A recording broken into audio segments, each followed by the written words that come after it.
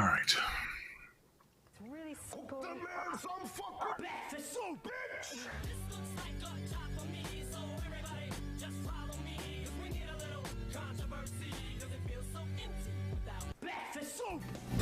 And I said, what about breakfast soup? I need to tell you something.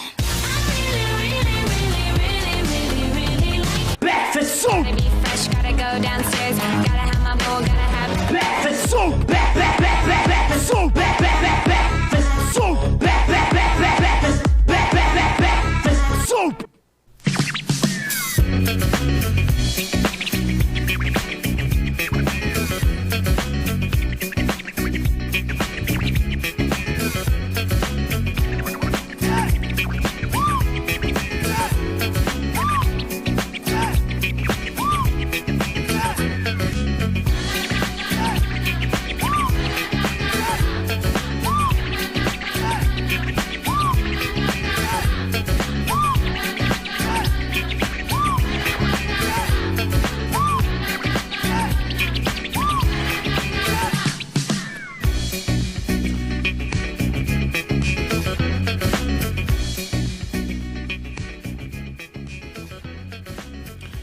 Buenos noches, amigos. We are here. It is Saturday. Yeah, Saturday, March 14th, 2020. We are at episode 102 of Breakfast Soup. I am Don Tony, as always, and joining along with me is... Anthony Missionary Thomas. How's it going? Not bad. Not bad. You know, just trying to deal with all this stuff going on with this coronavirus. And I tell you, other than my office being a little bit deader than usual, for me, it's life goes on. I mean, I know I tried to profess this in the shows early this week and writing stuff on social media, but just being cautious, to me, it feels like another day. I mean, I don't know how it's affecting your life because we really haven't talked about this at all, but, we're a couple of days in with the travel bans and we are going to talk about Mania, and I'm sure some of the things I said yesterday you might have disagreed with, but Sure. What's going on with you? Just kind of settling in, getting used to the new place. It's a little barren at the moment, but hopefully that'll change. On the 20th, I actually fly back into Chicago, and I'm going to try and get a box truck, load up everything, and come on back to Philadelphia. So, but for the most part, everything is going fine. No strange coughs or illnesses yet. Knock on wood, but Listen, I don't know anybody that got the coronavirus, and I'll be honest with you, dude, and I have refrained from writing certain things on social media because I really don't want to, look, I got to preach what I say, but I notice a little trend already. I notice blue check marks that don't like Trump. Their friends who are always left anonymous, and their doctors' names who are always left anonymous, all seem to be the ones primarily that are getting screwed out of testing and screwed out of care. I don't know if you've noticed that, but I've seen multiple people with the blue check marks. Oh, my friend has got the symptoms and his doctor can't get a test. Oh, my other person, my doctor says he can't get the test. And it seems like it's all the people that are anti-Trump that are voicing this crap online. But yet, just like, a lot of people, the names are anonymous, the doctors are anonymous, not complaining to the CDC. No, let's post a tweet and let's try to make it anti-Trump. I've been staying off social media talking about this coronavirus as much as possible. And Mish is frozen. A little technical difficulty on his end, everybody. Me, though, I'm pretty good. By the way, shout out to everybody who is live. I'm curious. This is the first episode I'm doing with the ultra low latency. Dayhawk is saying, Darth Tony, please don't tell me that there's an audio issue coming in. Pac-Man's asking me, what shirt is this? I did a little poll on Twitter for everybody to vote as far as what shirt you wanted to see on me wearing today. Oh, thank you, Dayhawk. He said he was just joking. I'm sure Mish will be back any second. Look, I know this will answer a couple of questions, but by the way, first, this is Rush Limbaugh shirt. I had a shirt for a long time. He got diagnosed with the lung cancer, so I was going to wear it a couple of weeks ago, but, I'm trying to keep politics off of the non-Patreon shows unless you want me to talk about it. And, I put up a poll on Twitter today. I put up 4 odd shirts just to see what people would want me to wear. I think I picked Bobby Bonilla. Yes, I have a Bobby Bonilla jersey. Don't ask me why. I was going to wear Morton Downey Jr., which is one of my inspirations that still to this day. Another one was this. And what was the 4th one? Anybody remember what the 4th choice was? I can't remember what the 4th one was. There's Mish. But, the majority of people voted for this. Oh, I know what it was. It was going to be a New York Knicks shirt, paying tribute to Charles Oakley, John Starks, and Patrick Ewing. But this shirt was what you, our Patreon family, wanted me to wear the most. Surprised the shit out of me. So you didn't miss anything, Mish. They were asking what shirt am I wearing and why am I wearing it and this and that. So Sure. yeah. But, I was going to ask you as far as how is the coronavirus, obviously with Mania, because it looks like Mania is not happening. I think, I don't know what your thoughts about that whole situation, but putting Mania aside for a minute before we get into that, how has the coronavirus situation affected you directly? Other than the long lines today, buying teepee and all that other stuff, how else has it affected you, if at all? Well, when you're directly talking about it, there's no toilet paper, there's no water, there's no chicken. There's a lot of your standard foods and supermarket stuff that's just completely gone. You just can't get it. Yeah. You want to know something, dude? This is a little advice for everybody out there because someone told me to do this yesterday. It was a little frustrating, but it worked for me. I have on the way to me 2 12-packs of toilet paper, which it sounds like a lot of TP, but it's not because a case would be 4 12-packs. And I also have 4 quarts of Purell hand sanitizer on its way to me. And I know a lot of people out there may be like, wow, what are you, stockpiling? No, they only sold it by the case. And here's the deal. I bought both on Amazon yesterday. Now, for anybody out there that is trying to buy any necessities on Amazon and it is constantly sold out, let me tell you how I did it. And I guarantee you, if you have a little bit of patience, it will work. What you have to do is you have to pull up a whole bunch of different types of sanitizers on eBay, on Amazon that are sold out right now. And what it'll do is it'll give you the option to send you an email when they become available. Now, unfortunately, you got to have your email screen kind of visible on your computer as much as possible. Because as soon as something becomes available, you'll get that email saying that it's now available. Now, unfortunately, just like you, a ton of other people are getting the same email. What happens is people immediately throw that shit in their cart. And once they throw it in their cart and they start the checkout process, you can't get it. But some people do not complete the checkout process. They change their mind, they do this, they do that, whatever the reason being.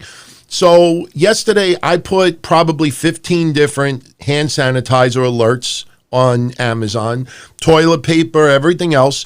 And every few minutes I would get an email alert saying that something's available. I click on it immediately. I go through halfway through the checkout process and then it tells me it's no longer available. I'm like, motherfucker. But what I kept doing, and somebody told me to do this, is I kept reloading my screen. I must have reloaded my screen 200-300 times yesterday on a particular item. And sure enough, this 32-ounce case of Purell hand sanitizer popped back up. somebody didn't complete the checkout process. So I just hit the buy it. It went through this process. 30 seconds later, I had the email that the order was confirmed. So Yeah, I did that before with Walmart, and Yeah. Walmart, you can do the same thing. But the problem is with Walmart, they'll just take your money and not send you a product, and eventually send you a refund. right. Well, So, my trick is I always buy from Amazon Prime because it's shipped from Amazon. Yeah, but then it doesn't matter if they're out. They're out. Is what I'm saying. Yeah, true. But when it does become available and it's shipped from Amazon, it's supposed to be in stock. That's, like sometimes you'll click on an item and it says that it won't be available till April 5th. That happened to me repeatedly. But I posted a screenshot of the TP order that I placed yesterday. I could post a screenshot later of the hand sanitizer. To be honest with you, once it arrives, I don't know what I'm going to do with this much because it's 4 quarts of it. I mean, this is a quart. I'm going to have 4 of these of hand sanitizer, and I don't think I need all that much, but they only sold it by the case. But, I was able to get everything that I need. But I personally think a week from now, I think things are going to be tremendously better. I think, you don't think so? Matter of fact, it's going to get only worse. Look, Well- and I'm not trying to be a fearmonger about this, but here's the reality: is everybody keeps looking at these statistics like they're the be all end all of how many people are affected. These statistics are a fraction of how many people are actually infected, sick, and dying. We know mutual friends of ours that are literally their home country is building mass graves and just dumping thousands of people into it. Yeah. There's incomplete statistics through some of the biggest regions in the world. Russia does not give us proper statistics. There are no proper statistics for Mexico or South America. There's no proper statistics for the entire continent of Africa.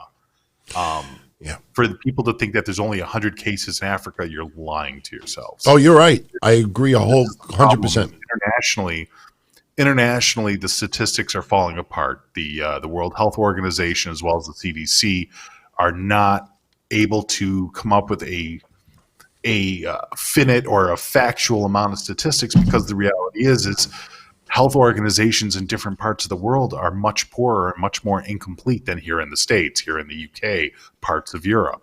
So it's really difficult for people to sit there and say, it's not that many. The flu kills more people. You don't know that yet. Yeah. I agree with you 99% of everything. I think the only reason why the numbers in the United States are going to get bigger is because they're going to test positive. There's a lot of people right now that have the virus but have not taken the test yet. And look, you picture 100 people right now. Let's say you have 100 people in a town. And you report, we have no positive cases, but those 100 people haven't been tested. So now they get tested, and some of them test positive, and that's how the numbers go up. But I personally think the problem also is that the incubation period is 2 weeks. And unfortunately, the infection period is immediate. So people can run around for 2 weeks feeling completely healthy, meanwhile infecting everybody that they know and love without even realizing it. The biggest worry that I had was coming out of the big events, same with you, I imagine, and wondering, with all those thousands of people that me and you were squeezing through while they were waiting in line for Undertaker and Braun Strowman, and people coughing on us and everything I else felt bad after, man. I said this on Monday. I apologized to Naya and John and Jack and Big and everybody else, because I was shaking hands, I was hugging people, gave kisses on the cheek to some people. Yep. And, after I left, look, it's a two-way street. I could say to myself, well, they could have been infected and, they got me sick. But, I have no symptoms. I stay away from people. I have precautions everywhere. And I swear to God, I must have like 6 of these, not because I bought them this week. I've had these in my house because I practice good hygiene already, but I felt bad after, and I said, wow. I said, I refuse to let it consume me, but it still is a concern for everybody. And I invaded the space of some people you saw at that convention. I mean, I was extremely hugging people, and, Bill Apter was the one that started to set me straight. And he's like, no. You got to do fist pump or elbow things, like this. But, and we're going to talk about the big event also today because, I know some other people have talked about it, but they weren't there. I was there, you were there, and you actually went the extra mile. You went to Boston, you went upstate, so I would love to know about that. But, the thing that I said yesterday on Twitter, because I did like a 30-minute chat on Twitter during the day yesterday, I said, look at Mexico. Mexico, if you look at the CDC, and as far as the countries that have, when they put the statistics up, Mexico comes off as one of the best countries with almost no illnesses. And I was like, maybe in Tijuana it's pretty accurate, but there's a lot of areas in Mexico that they keep virtually no records at all. And today, right before we went live, they announced that the CMLL shows are canceled. And I'm saying to myself, I wonder what's going to come out of Mexico now that we don't know about. So I personally think, dude, I think... Is MLW still holding their show down there or no? I went through the list. I did a lot of research yesterday. As of yesterday, yes, AAA versus MLW was still on. It was still on. So I don't know. Oh, you know what? Props to Amp, because I've said this to my girl for the last week and a half, and he just brought it up now. And I probably can't put this up to the camera really, really close. I would love to do it. Maybe I can. I don't see it on here. I know it's on here. You know what? It might be on the Lysol spray.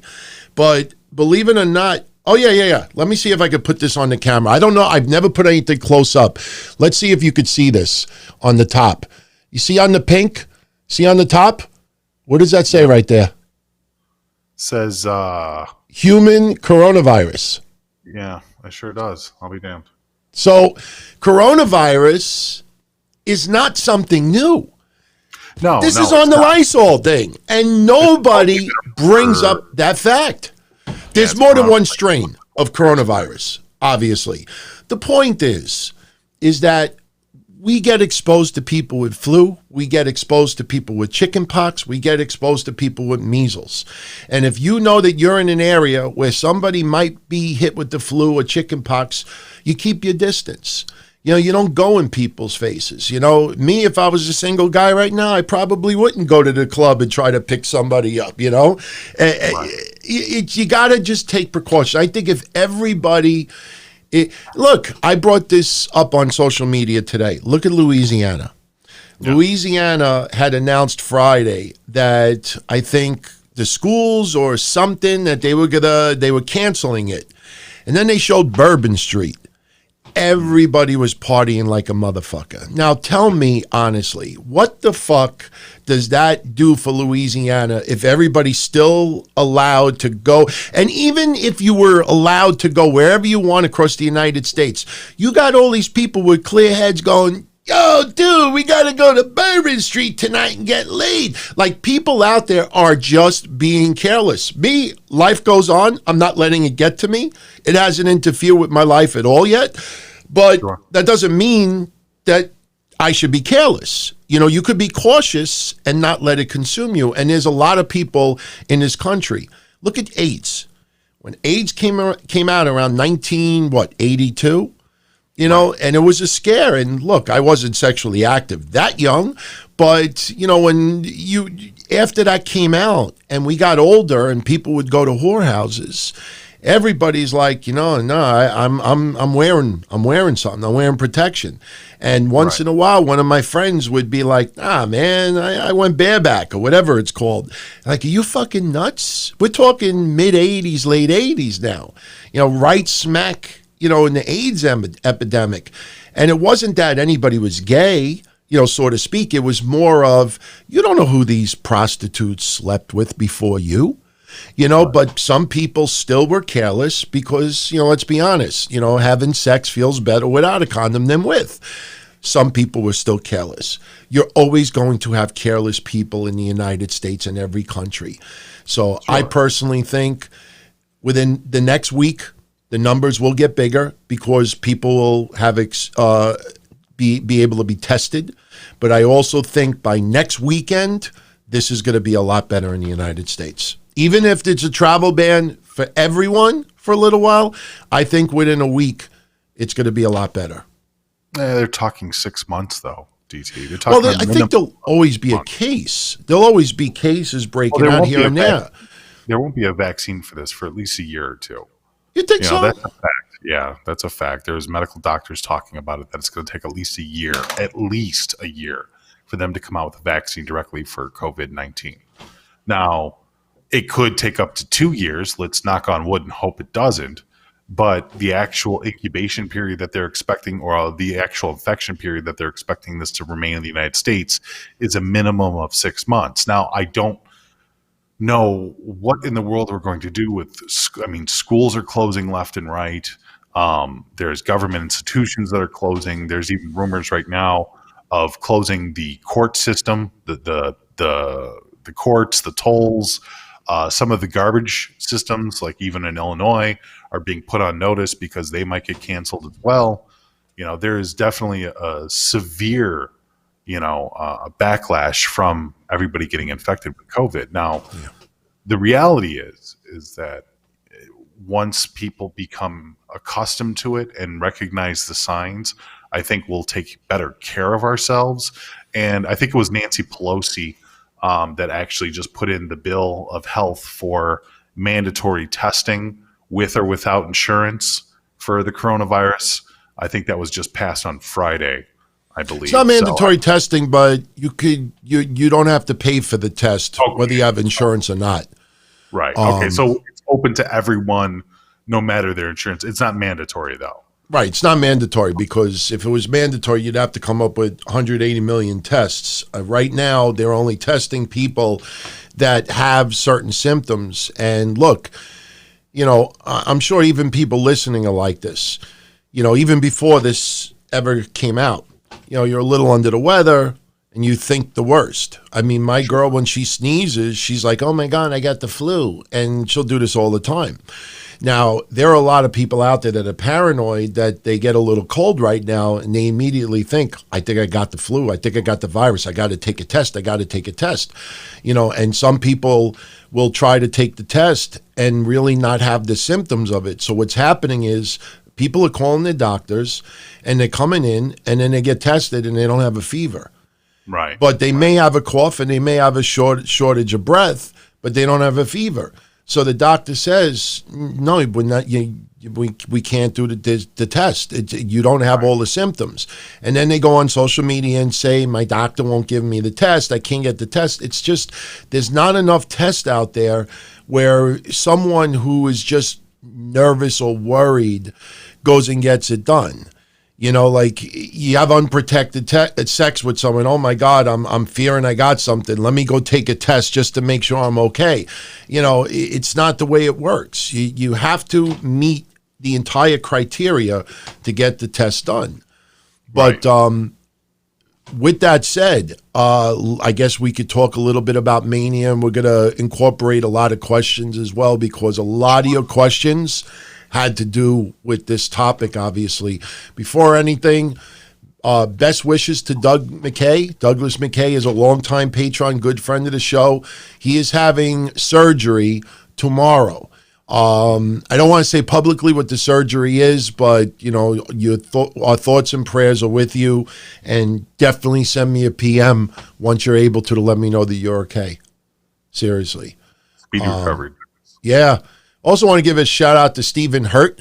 He is fairly new to our Patreon family, and I think I might have said Stefan last week, so that was my mistake. So I wanted to just let him know that I did want to make the clarification. And Jason Lynn, props to you, my brother. He sent me a 10-minute audio opinion piece on the whole CM Punk, Miz, with CM Punk snapping at Miz and getting into the psychological aspect of it. And, we'll talk about Punk a little bit later in the show, but I did listen to the entire piece, and I do agree with you that CM Punk does have some, behavioral issues, some personality disorders, but we'll talk about that a little bit later. But WrestleMania, you think it should go on? And No. if you say no, do you think WWE should be the one to cancel it, or do you think Florida should force them to cancel it? Because there's a big difference. There's a big difference. I understand what point you were making. I listened to you talking about this exact same topic last night, and I even asked you about that in part, saying, what are the ramifications if WWE doesn't shut it down first? Now, I really don't think it matters, because I don't think that the fans that are diehard WWE fans that'll go to WrestleMania no matter what's going on care as long as the show is going on. If WWE cancels it, or if the state of Florida cancels it, I don't think it'll change the way that they feel about WWE either way. And for the people that aren't going, I think it's more of a moralistic issue where people are watching and waiting in order to see what decisions are made. But I mean, we're also talking about Vince McMahon. Who is possibly surprised that Vince McMahon wouldn't cancel WrestleMania? I saw a couple of joke posts that actually held a lot of fact. I mean, WWE had a guy fall 150 feet to his death in the middle of the ring, and they still continued the pay-per-view. See, this is the thing. I don't mean to interrupt you, but I got to say this really quickly. I know some of our friends in the podcasting world got very vocal about that and said, how could you compare Owen Hart to the coronavirus? Well, I'll tell you how you could compare it. Because it's a tragedy. It's a tragedy, but not just that. WWE and the wrestlers, and I think this is a problem, WWE has this mindset that they are the Band-Aid for the emotional Band-Aid for fans out there that suffer a tragic loss, whether directly or indirectly. 9/11 happens. They're the first major event to take place after, because they're the emotional Band-Aid for everybody. Even if you're not a wrestling fan and just need a form of entertainment right after 9/11, WWE is there for you. Owen Hart falls to his death, and WWE, I don't think it had anything to do about money in that split-second decision. I think they just didn't want to have everybody leaving that arena in total disarray and distraught and shocked that they just witnessed somebody dying. So they waited until everybody left, and then they found out later on. I mean, I remember one time when my mother got rushed to the hospital and they thought she had a heart attack. This is many years ago. My father called me up. And he's like, where are you? I said, I'm on the highway right now coming home from a customer. He's like, all right, call me when you get off the highway. And I said, why? Something wrong? He's like, no. I just don't want to talk to you while you're driving. So I get home, I call him up, and he says, your mother's in the hospital. And I said, what happened? And he told me and everything. I'm like, why didn't you tell me right away? I would have went straight to the hospital. He says, because I wanted you to go home first and this and that. I didn't want you to, she's okay. So WWE has this mindset for decades that they are the human Band-Aid. And right now, yesterday when they did their empty arena show, I saw wrestlers, actors, personalities. I saw Christy Hemme, who's not even with WWE. I saw Matt Morgan and others who have nothing to do with WWE anymore. And they're all saying, thank you, Vince. Thank you, WWE. Thank you for getting our mind off our problems. And although that is fine for yesterday, this is not a tragedy where somebody, you understand what I'm saying? This is a health issue. And if WWE is appropriate to be the emotional Band-Aid for everybody who is down and depressed about every fucking little thing that goes on in this world, then how come MLB is not having games in empty arenas? How come you don't have NHL having games, without fans? How come you don't have other forms of entertainment without people there? UFC has. No, UFC, Bellator, and I mentioned this on Wednesday afternoon or Thursday afternoon. No, it was yesterday afternoon. Yeah, I was in my office and I said, I can't believe Bellator is still doing an event in Mohegan Sun, even though no fans are going to be there. Sure enough, 2 hours later, they canceled it completely. But for the most part, an actual video message where he talked about it, that they were going to continue on with their events in empty arenas, but they were going to continue on with their events as well. that's going to change. That's going to change. I just think that. Oh, Dana White is as hard-headed as Vince McMahon. Oh, yeah, yeah. But here's the thing. I just feel, and I'm a wrestling fan. You're a wrestling fan. We're all wrestling fans. I've been a wrestling fan since I was a kid. I'm doing this because I'm a wrestling fan. But I also forgetting one horrible thing. You're forgetting one horrible, horrible thing. Philanthropy is the future of marketing. And while WWE can sit there and tout this humanitarian effort in order to keep the nation going on the backs of heroes like Vince McMahon and Stephanie McMahon, these American patriots, the reality is it's all about money. It's all it is. It's about making sure that they can get everything. They don't want to lose money on WrestleMania being canceled. Look at what's happened in the stock market. They went from $100 a share to $38 a share. Look at all the what is it, 70 plus events that are going around WrestleMania that half of them have now canceled and the other half are praying that they don't have to because they can't afford it. I mean, trust me, I understand why they want WrestleMania to continue, but it's all about money. Yeah. Make no mistake. It's not some kind of humanitarian effort where Vince McMahon is trying to reunite the world together. Right. But you see, the banner of wrestling. That's my problem. You go on social media and everybody is giving this thank you to WWE for providing us entertainment at a time we're in disarray. And although I agree after a terrorist attack, I agree after a weather event, I agree after a natural disaster. But when you're talking about something that health-wise is contagious, and they're still doing that, to me, I think that is reckless. Again, it's negligent. I mean, you're an insurance guy. You should know all about liability waivers. Putting people in this scenario, you're so awesome with that. And I'm not pandering to you. You know why I say that? What's up? See all those podcasters yesterday, and even today they're doing it. And I saw even Courtney, God bless her, but she was giving props to one podcast for talking about this too. And I'm like, you don't understand. I saw all these non-insurance people trying to say, oh, but if WWE cancels it, then the insurance can't do this. But if Florida forces it, then the insurance could do this. They know zero about business interruption. They know zero. Let me explain something to everyone. And I was going to do this yesterday on YouTube, but on the Don Tony Show, but I said, I'm not even going to waste my time. I've been doing insurance since 1998. Whether it's homeowners insurance or car insurance, whatever it is, all right, the idea of insurance is to make you whole again. So, for example, with homeowners insurance, okay, a pipe breaks in your wall, you got $10,000 worth of damage. As long as it's covered on your policy, your insurance company pays to bring you back to where you were before the damage occurs.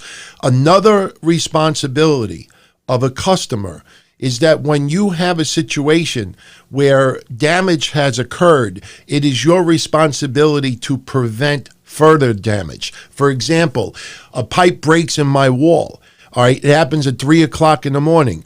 I don't let the water keep running and flowing and flooding all my floors and causing all this other crazy damage because the insurance company isn't going to come for 2 days. No, it's my responsibility to turn the water off, put blanket or towels on the floor, and try to prevent further damage.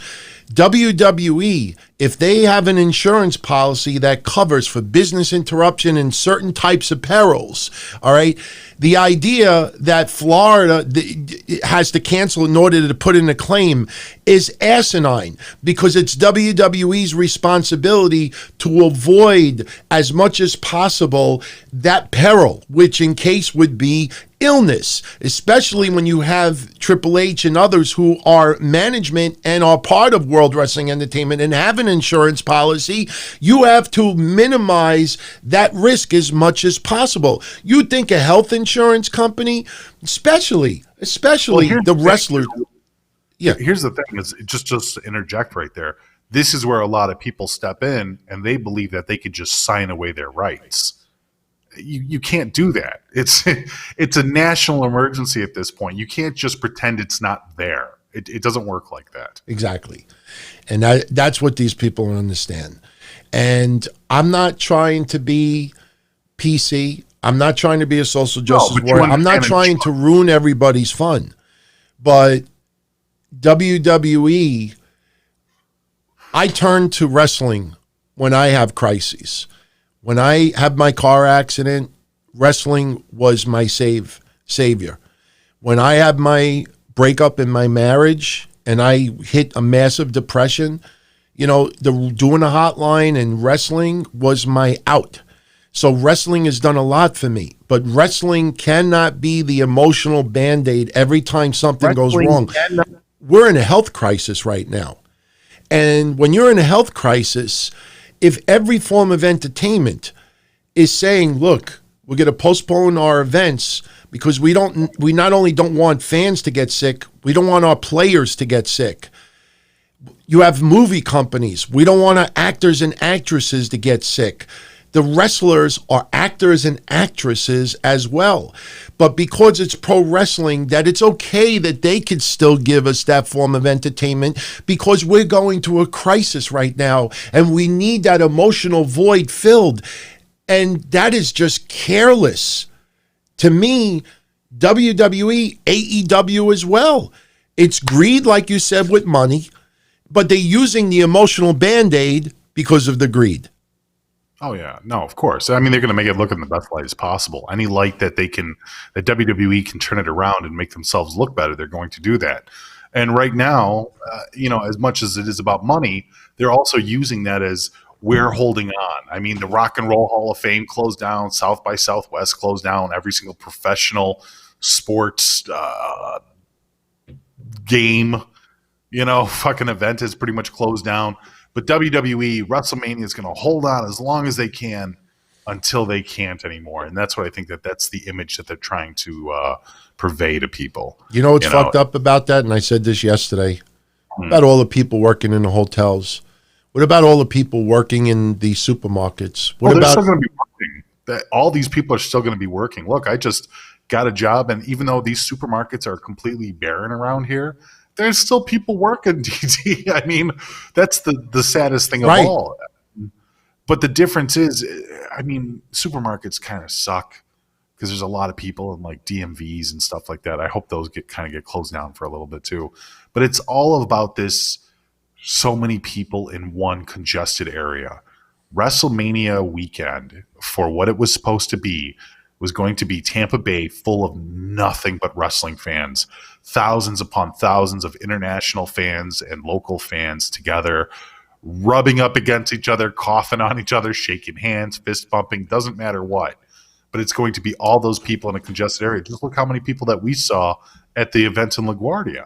now? And go ahead. No, I was just going to say, now think about what you just said. And think about what Mike, Your Best Bargains, just said. Voluntary surgeries will be canceled.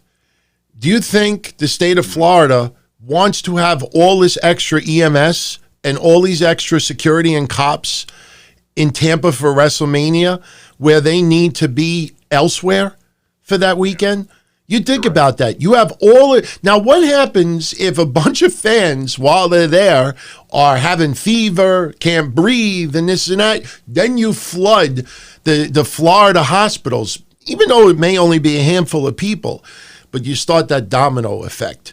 Now you have 80,000 people who, although they may not have the symptoms, now there was a couple of people. You don't think that basketball team, the Utah Jazz, 2 of their players got tested positive. You don't think that all the players on the team didn't get tested? Every single one of them got tested. Now, imagine 80,000 fans going to WrestleMania, and then we find out a couple of days later that 5 people that were at Mania tested positive.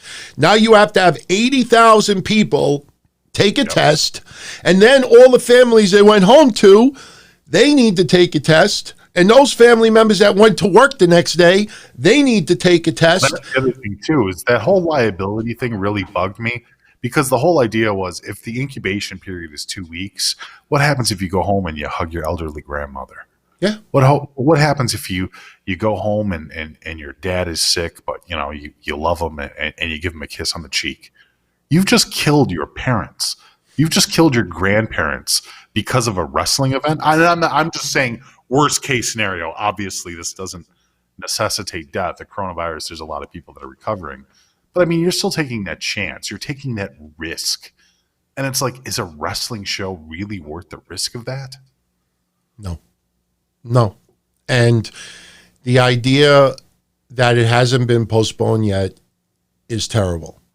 Because you have WrestleCon that, they're keeping everybody in limbo because their only concern is money. Yeah. That's all it is. I mean, and I hate to say it like that. All the wrestlers going. See, this is the thing that pissed me off too. And I'm not trying to be cold about it. But I saw even today, like Brian Alvarez saying, like, every wrestler, every vendor that loses an opportunity because of Mania and you lost money and this and that, if you want to come on and tell your stories and we could plug your stuff and this and that, I'm saying to myself, they're in a fucking entertainment business, and they decided to go to Florida.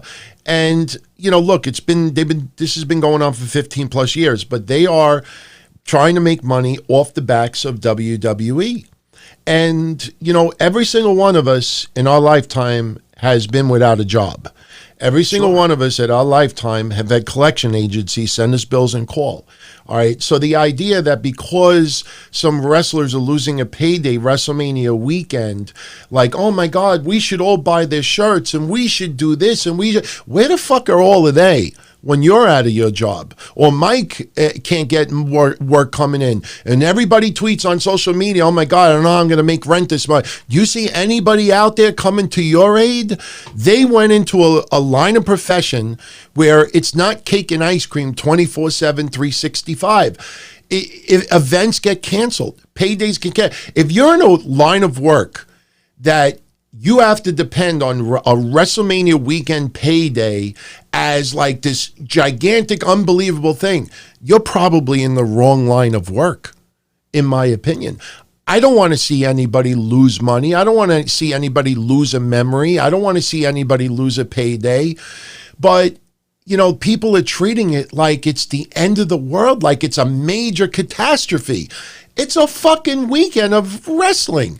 I mean, it blows my mind that of all of this emotional outreach. And I'm like, motherfucker, what about every single person that goes through major problems in their lifetime? You don't see any of these people, hey, bro, thinking about you, this, and that, showing support, blah, blah, blah, blah. That really rubs me the wrong way. I don't know. I don't know how you feel about that. I understand, working with Shaheen and a couple of the people that he's like attached to and stuff like that. I understand why some of these vendors are really bent over the barrel. Specifically, if even the collective that we are going to be a part of, they've put their entire savings. Well, that's stupid. Put everything. But that's how they run their business. I'm not here to dictate whether they're. Oh yeah, no. I respect it, but that's a risk you take. It's like the stock market. If I put all my money in the stock market and the stock tanks. This is a little different because nobody expected this. Like I know it's been around for a little bit over a month and stuff like that, and we've heard about this virus through China. But the reality is nobody expected this virus to come here to be this infective and to be this widespread so quickly. We also didn't expect, the national state of emergency to become what it is. We also didn't expect venues to close down. We didn't expect schools to close down. I'm sure when people first, especially all these vendors and these shows and everything else like that, when they first heard about this virus, I'm sure a lot of them just like, another cold, another flu. Because I mean, the reality is most of these flus that we've had over time, these diseases, they've had some impact on our lives, but not very much.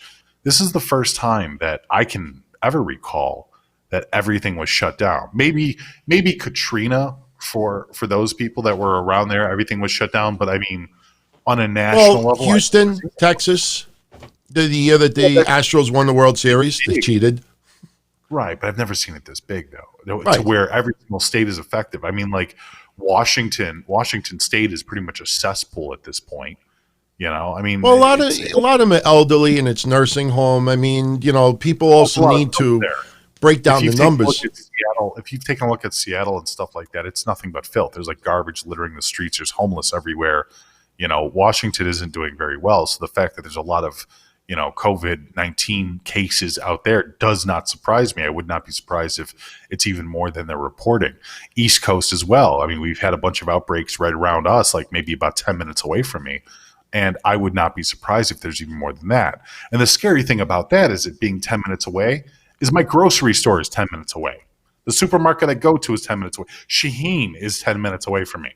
So it's like it's all people and areas that I frequent now. Right. That are considered infected areas. Let me ask you this. Okay. Big concert. It's going to take place in Philly this weekend. Meanwhile, you got scares of people being sick. And then, the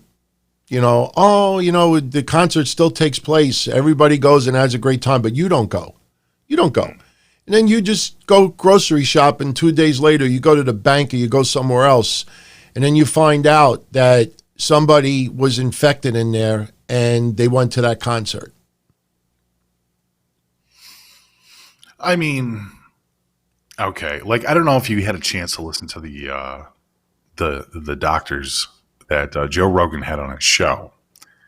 But they're expecting, and I don't know if this is fear mongering but this is actually coming from a respected source, but they're expecting 1 out of 2 people will have the coronavirus by the time it's through, by the time it hits its hilt. And if that's the case, what can you really do anyways? Look, they have said that some young people that get the coronavirus, they will have some symptoms, but their immune system could overcome it. Obviously, that's a caveat. No. You're misunderstanding. Yes, their immune system will overcome it, but the problem is they're talking about their immune systems will be genetically compromised, meaning that if they survive or if people survive the coronavirus, your immune system will not be the same as what it was before the virus hit you. That's the biggest problem.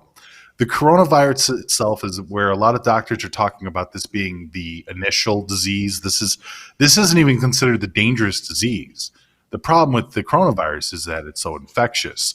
What it does, though, is it compromises immune systems. Now it allows other diseases, other viruses, other ailments in order to really take control of your life. That's the problem with the coronavirus. It's like being in a bad neighborhood and Pablo breaks the front door down of your house. And then because the door is broken open, all the other bad people in the neighborhood can now break in and steal your stuff. So Pablo is the coronavirus. It basically opens the door for other things to happen. I gave coronavirus a name. Pablo. We'll go back and forth with this a little bit. Sure. But, we got questions. John Dunn.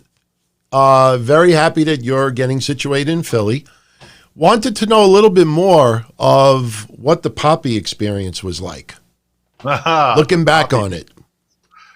It was fantastic. I really wanted to go to the Philadelphia show too, but surreal. Like, she's going through a huge change. And when I saw her at the I Disagree tour, the interesting thing is that not only was she broken up with Sinclair, but she removed him from her camp. Sinclair and Poppy. Sinclair was the artist, the guy behind Poppy that created that persona, that character. He created Mars Argo before that, if you're familiar, who also had kind of a Poppy-esque performance and art about herself. But Poppy herself was a creation of Sinclair. And they got involved in a relationship, and obviously, relationship went sour, and he had some control issues and stuff like that. But it was interesting because if you watch her concerts from previous tours, she was completely different on this tour. Like you got the chance to meet her, which was a lot of fun. And even when I met her, the whole, I guess the entire experience was the death of Poppy, and Poppy has risen again. So it was kind of like a renaissance. Right. She was changing up her image, which she has. She's gone from the pop image and, the ultra mind control to now more of a angry, savage opening of herself. And frankly, I really enjoy both variants. I enjoy Poppy for what she is. Yeah, better name. Right. Rebirth, and it really was a rebirth. And the concert itself was a lot of fun. They did great with the light show and the box and everything else like that. She was a lot more active up on stage. In Chicago, she was just tearing down the fucking ballroom at the Riv. It was fucking fantastic. I met a bunch of people out there too, and I probably should hit up a couple of them. It's been almost a month and some change. I think I went on January 30th. And it feels like it's been so far away because my life has just been changing so fast. Yeah. That segues into Raheem's question. I know this gets a little personal. If you don't want to answer it, you don't have to. But are you still in touch or cool with your? He calls them kids, but your ex's family in Chicago. I talked to my. No, I mean, well. It's a question that people have been asking me, and I've been dodging the question now for a long time. Because it's a difficult question to answer. But I'm not their father. Right. I'm not their dad. Biological dad. I wasn't even their stepdad because I never got married to Natalie. Right. Maybe like a guardian. Not even, because you have to legal, precedence over that too. That's true. I was a guy that just tried to do my best. I tried to take care of them. I don't have a background of a solid family life. My family history it was good in some aspects and horrible in others. So as far as being a good father and having a good father role model, I've never had that. That's you know what? I respect that, because I've told this before, when I dated the Dominican chick with the triplets back in the early 90s, they were like, 6 years old at the time, 7 years old. And I never looked at myself like a guardian or a father. I looked like I was the boyfriend of their mother. And that's the way it always was. And it was very weird. And I told this story once before, a couple of years ago, maybe like 7-8 years ago, I get a Facebook instant message from some chick that is like, I don't know, like 20s, early 20s, unbelievable. As far as looks wise. And she's like, Anthony, with exclamation points. And I said, yeah. And she's like, OMG, OMG. I had no idea who this was. It ends up that this was the daughter, one of the triplets of my ex. And she's saying, I never forgot when you bought me that swing set when I was 6 or 7, whatever it was. And we were having this conversation. And I felt so awkward because, you know what I mean? So I was like, look, I appreciate that and everything. But, I was, just, your mom's boyfriend at the time. And that's all it was. She was incredibly hot. I don't think there was any chance. That would be like a bad Lifetime movie if you think about it. But, it's just, I think some people automatically think because you're in a situation where there's children that you're immediately labeled as the stepfather or the guardian or this. And it's not the case. And by the way, for a few of you live that felt it was too personal, we answer everything.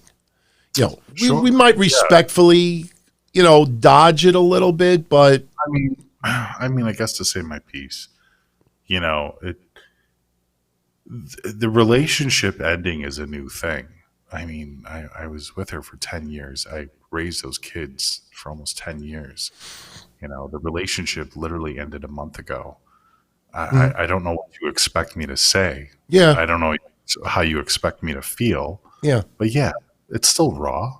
I yeah, mean, I'll just be, I'm not even trying to be, you know, disassociative. I'm just telling you it's still raw. yeah. No, I hear you absolutely, man. Yeah. But I'm telling you, remember what I told you about that moment. You're gonna hit I that know. moment sometime soon. You'll hit that moment. You know what I'm talking about too. Mike, your best bargain is something, my friend. Can I speak a little bit more about meeting Matt Hardy, in and out of character? Did he know who I was? Well, here's the thing. I actually hung out with Matt Hardy twice at Big Event. First time that I went over there, friend of the show, this girl Naya wanted to meet him. And, you know, what happened was she basically dropped quite a bit of coin to meet Taker and a few others. So Feinstein was the one taking care of the Matt Hardy interview. So the thing with Feinstein, and you know this too, even with, you know, some of the other people that were involved with Shaheen and others, is, you know, when you're representing a talent, you know, it's about money, you know, and you Right. can't be making deals with different people. I think we kind of lost Mish for a second. Actually, no, he's here. He's just, you know, private break. I got to learn how to do that too. If I need like a second or two, there is a pause feature where I could pause my video, like if I got to scratch my ass or something. But I've never used it yet because I'm a little afraid that I might fuck something up, especially since I'm at the helm over here. But very quickly, so with Matt Hardy, you know, when you're doing business and it's business hours, you basically do your deal and you work out something later. So basically I had gone up to Rob and I said, Rob, you know, I have somebody here who wants to meet Matt Hardy. And I actually wanted to meet him too. And, you know, Feinstein took, you know, a certain amount of money from me and we worked out something later on, you know, so you get, you know, things back, you work out deals. But when you're there public and fans are looking at you, you don't start doing side deals. So anyway, she got to meet Matt Hardy. I got to meet him as well. And because there was a long line, I didn't get a chance to talk to him all that much at all. But a little bit later on, I actually went back over there and I was talking to Rob about a few things. And I got to spend like maybe 2 minutes with Matt Hardy. Number one, I did ask him about the jacket. He was wearing the same jacket. He told me the brand name. I actually have it typed in my phone, but I haven't looked online yet to see, you know, like where I can buy it and stuff. But he was totally out of character. Very, very cool. Very down to earth. You know, I even told him he knew who I was and he knew a lot of people who he had seen online and mingled with. And I told him right at the beginning, I said, look, you don't have to worry. I'm not going to ask you, are you signing with AEW, this and that. I said, honestly, as a wrestling fan, I don't even want to know. I said, I just wish you well. I said, yeah, Look, go ahead. I know you can't really explain that, but you were really excited when you talked to him. Yeah. You were really excited when you came back. Like, Yeah. I mean, it was nice, man. It I'm was glad really you had- cool, man. It was really cool. I mean, the guy, and I've said this for, was this 2020? I've said this for 20 years now. You know, going back to when I was doing some work pushing tickets for ECW. I have always had this mindset that you treat, you know, celebrities or you treat people that you see on just like regular people, everyday people. When they feel comfortable that you're not going to gush and look, you always show respect. You shake the hand, you introduce yourself, you give them a compliment. I mean, they deserve that. But when they see that you're treating them like a regular person, that really almost everybody makes them really, really comfortable. And I told him right off the bat, I said, you don't have to worry about me asking you any specific questions. I said, I just want to thank you for all the years of entertaining me. I said, I am very, very happy for you and your family that you're in a much better place. And I wish you nothing but the best in the future. And he was very appreciative of that. He didn't rush anybody along, and a really, really nice guy. And when I got to go back the second time and talk to him a little bit, it was awesome, man. It really was. It made my day because, you know, you could see online through his videos that he comes off as a genuinely good guy and he mingles with people on social media. That appears to be him outside of wrestling as well. When he says he really, really cares about and is just a gigantic wrestling fan at heart, I mean, you could see it. So he was really, really cool. Really cool. So, Indeed. yeah, I'm here. You got me? Yeah. Did you lose me there for a second? No, I'm still here. Still here. Oh, okay. There might have been a couple of people said it might have been a freeze. That might have been YouTube or something, or maybe internet. But anyway, Matt Hardy was genuine and really made my day. It was really cool. You know, the only thing that pissed me off was I didn't get a chance to really talk to Enzo a little bit. You know, because Enzo, he gets a bad break. I think now people are really starting to understand Enzo a little bit more. There's an awesome video that popped up today where he went and this kid that's in a wheelchair and she's, you know, his biggest fan. He surprised her with pizza. Right. Really, really good guy, man. I posted a clip of that because, you know, I mean, I thought it was an amazing clip. This is not the first year that he's done this. He's done this before for a couple of different fans. I mean, Enzo as a person goes out of his way, you know, still for no reason other than just to do it for his fans. I think the guy cares not just about the business itself, but I think he really cares about the people that support him.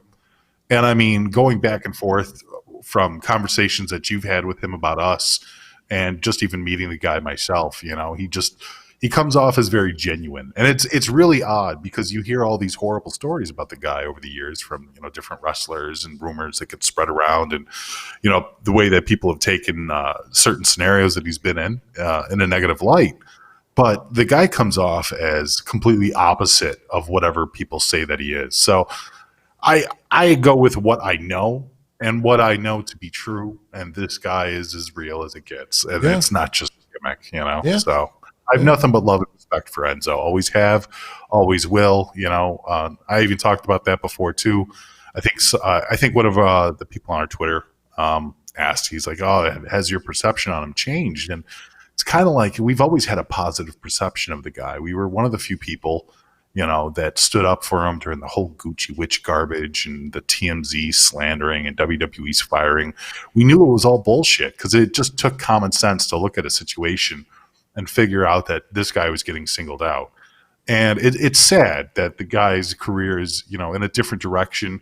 And I don't think he's as appreciated or enjoyed as much as he could be or should be because of all that stuff that went on. But I have no doubt in my mind that down the road, he's going to end up back in WWE. He's going to end up back on TV. And he's going to be back in a position, maybe with a little bit more responsibility, maybe with a little bit more wisdom. A little more maturity.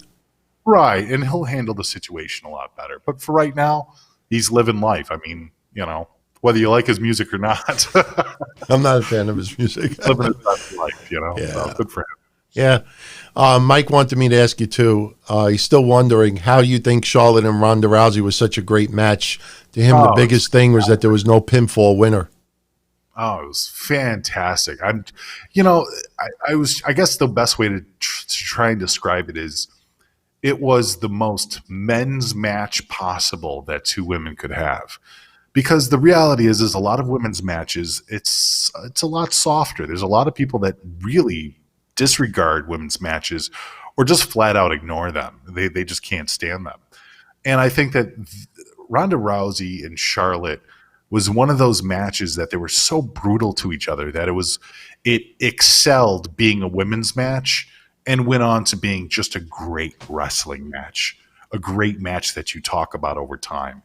There's a lot of them, like the Bloody versus Aja Kong, even Trish and Lita at points.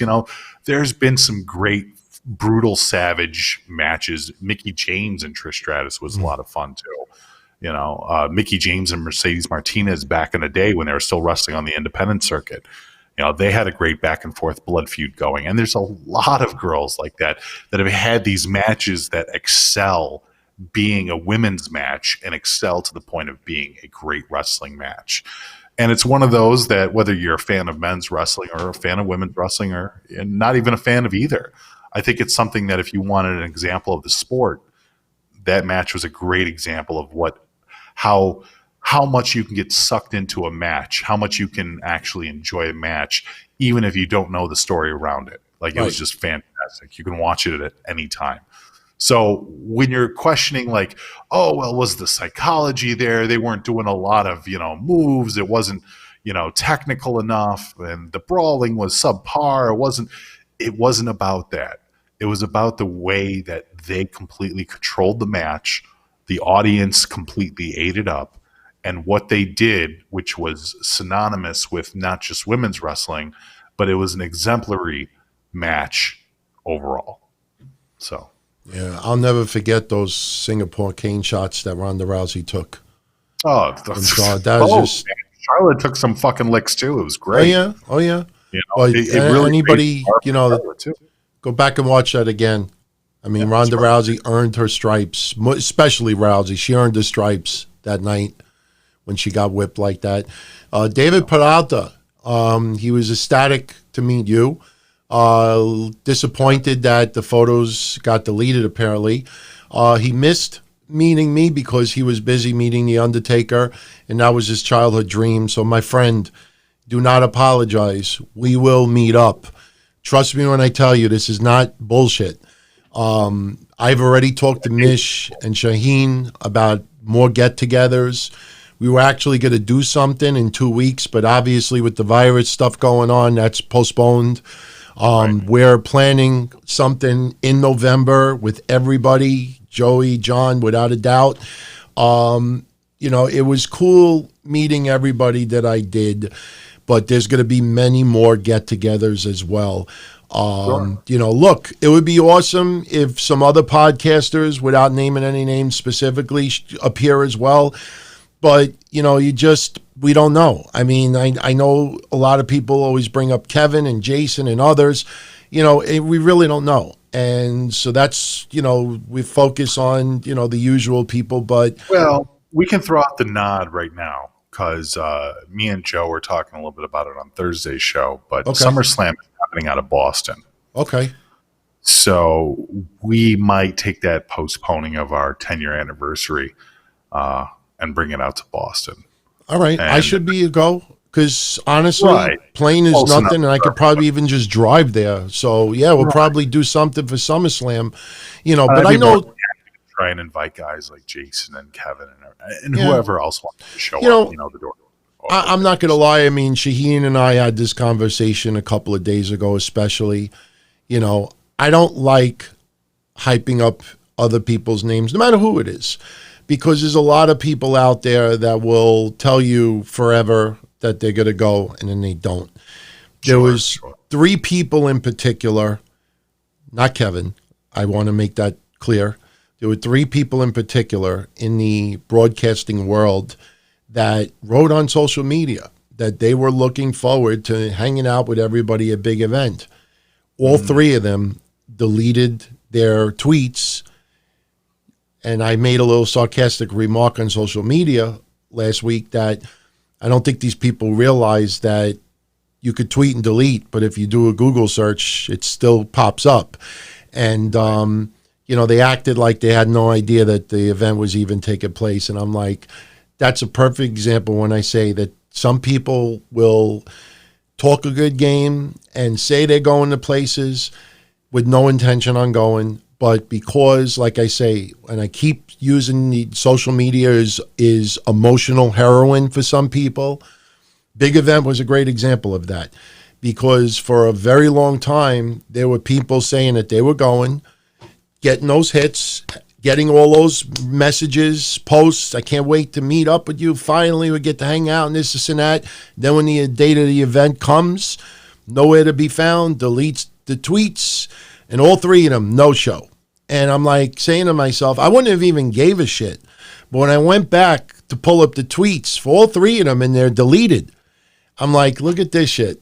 And then they're playing I had no idea what was going on. I didn't realize Big Event was actually last weekend until the day before. I thought it was in April. But it was during the day. I'm not working, so I got in my car. I took Uber. But I don't like advertising other people other than myself. Seriously. And, because, again, I don't want to set up disappointment for others. If I really can't go, I just say I can't go. So, Right. As far as future things, I will mention when I can go, and I'm going to look into SummerSlam now since you brought it up. And we'll see what happens. But we're definitely, not just SummerSlam, we're definitely going to be doing some other meets now. I guess before we go any further, anything you want to talk about as far as going to Boston and Albany? Because after Big Event was done, I went home. You, my friend, went another, 500 miles between New York to Boston and in Albany and then back to Philly. How was that going to, because I don't know if you've ever done a trip like that before, a road trip where you actually go 3 different states in 3 days. Well, no. Well, yeah, I kind of did. I mean, going from Chicago to PA was a hell of a straight trip too, and I took the truck straight here. I mean, like riding with Jimmy Hart, riding with the Ascension, like a wrestling road trip. Right. No, that was actually a lot of fun. The guys were fucking great. I have nothing but positive things to say about all three of them. Ascension were great. Jimmy Hart was hilarious. Jimmy Hart is such a nice guy too. I mean, there was a couple of things that we snickered about, that was going on back and forth and stuff like that. But Jimmy Hart is really down to earth. He's a sweetheart individual. He's a nice guy. Like if you see Jimmy Hart, and that was the thing too, which was really interesting because I mean, like we would take like little rest stops and stuff like that. And I was really impressed. Like some wrestlers could just up and walk away, from fans and stuff like that, and they just got things better to do. But all three of those guys. The Ascension stopped for every single person, signed autographs, took photographs. Jimmy Hart, he's an elderly guy, stopped for every single fan, waved, shook hands, or fist bumped. Like he took his time out. Like you would expect Jimmy Hart to kind of be like, let's get moving, kid. Let's keep it going. But nah, even when he didn't have to, he made time for everybody. And I'm thinking to myself, going on just this 2-day trip with these guys, man, these guys deal with this every single day, and it's kind of amazing.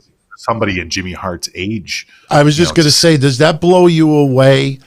I mean, yes, he wears a lot of makeup, but I mean, we're right next to him in Big Event, and I got to talk a little bit with him.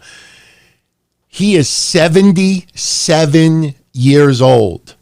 I know. 77. Just let that sink in a little bit. He's older than he's the same age as Bernie Sanders.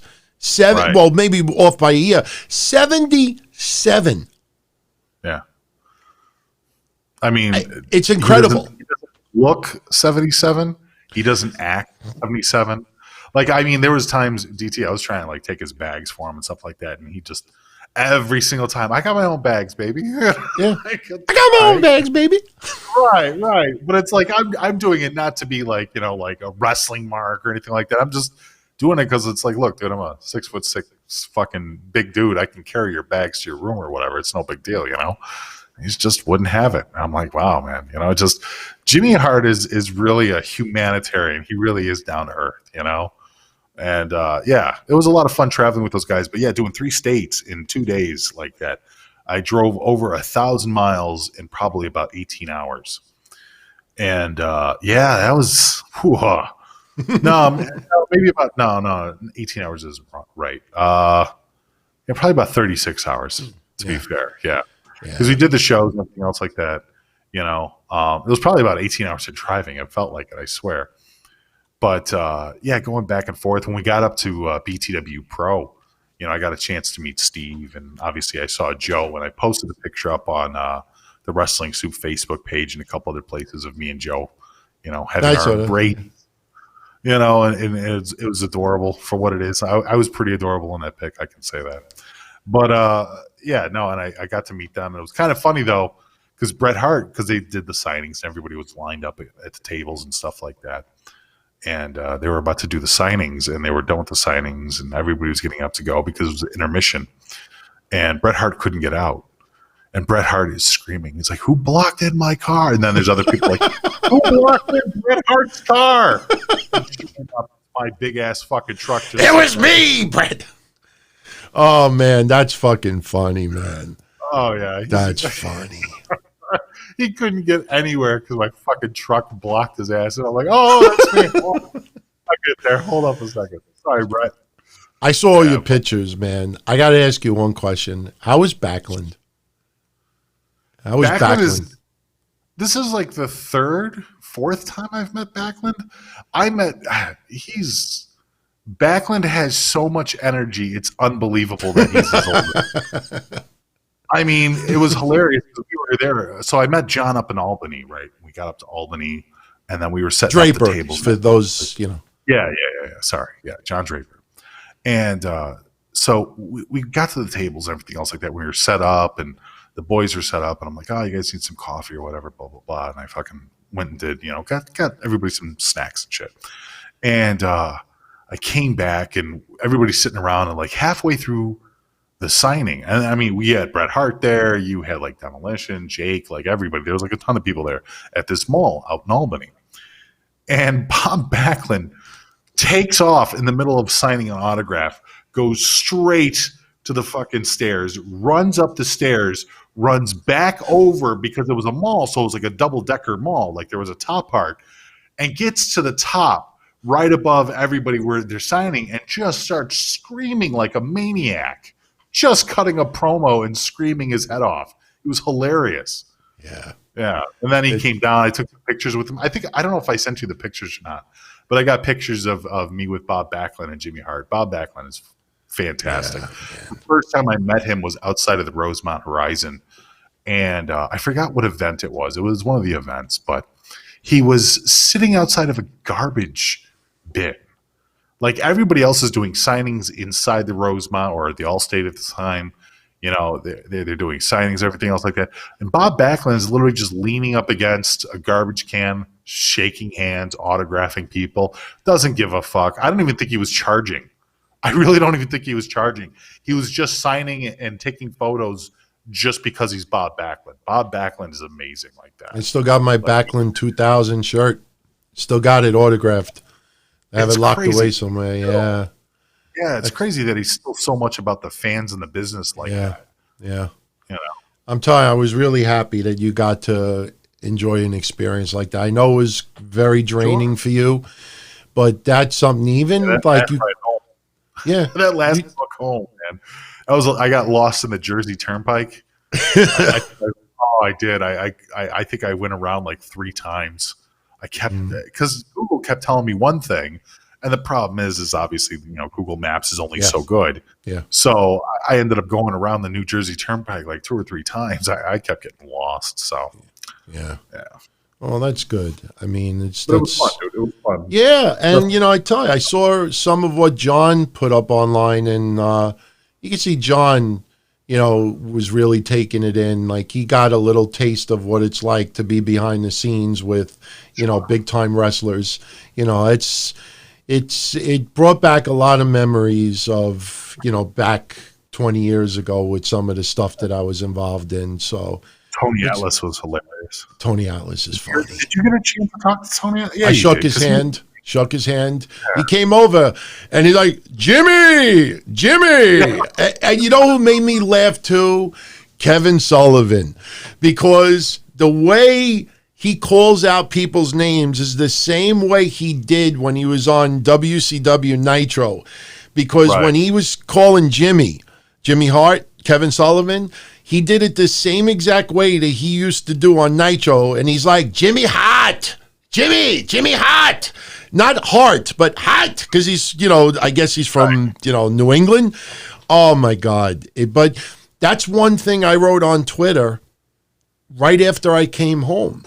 When I posted all the photos that I had, with few people, I'm still waiting for some photos and some people who took pictures of me that day. But, even the photos that I shared, I said, from the fans to the wrestlers, I feel bad for the people who were outside that were waiting in that long line because they were out in the cold for 2 hours. If you remember, they were like, "This is not how you treat 4 people." hours. But There were people that were out there for 4 hours. yeah. But for all of us though, and everybody that I commingle with, and all the wrestlers, everybody had an awesome time. Everybody looked happy. Everybody looked healthy. To see, like I said, you see Enzo, with people, and Matt Hardy and Scott Hall, Kevin Nash, The Godfather, Jamie Noble. I mean, Crowbar. I haven't seen Crowbar in person really since XPW and C2E2, not C2E2, the Chiller Convention. I got to hang out with him in a bar at Chiller Convention in 02. I thought that was kind of cool. James Ellsworth recognized me. He's like, "Oh, yeah." Podcast I actually enjoyed being on. I was like, "Oh, thanks, man." Did you notice? I think I told you when we walked by Mike Johnson a couple of times. I said, "That's Mike Johnson." Yeah, we didn't, but we no sold that. I mean, what are we gonna say? Yeah, no, I wasn't gonna say. We didn't lock eyes even once. Fuck him. Right, like, Now you got to meet Mr. Big, the guy who was wearing the red. That's Mr. Big. Yeah, that guy. And you met Jack Sabbath. That was Frank Goodman's partner in crime. So. Yeah, Jack Sabbath was really nice to me. He was very nice. It was nice to meet him and stuff like that. He was, he spoke highly of, everybody. So it was nice. Yeah. You know who really I really got appreciative of? Two people especially. Bill Apter for remembering me for XPW, which blew me away. I can't believe I didn't even talk about him, but Bill Apter was it was a personal hero of mine because, back when I first started wrestling Soup, but even before then, way, way, way before then, back when I was collecting the magazines, the Wrestler and PWI and everything else like that, back when he was one of the head editors and writers of the magazine, I always enjoyed Bill Apter's work, and he was one of the guys that gave me confidence back when I was doing the Owen Hart tribute show. I used to do that back with Andrew Carluck. You might remember him. Yeah, I remember Andrew. Andrew's on Patreon. Andrew Carluck was a part of that with us, and there was also Pitbull Gary Wolf, who was there, and I totally missed him. I really. I am pissed off because a lot of people don't know this.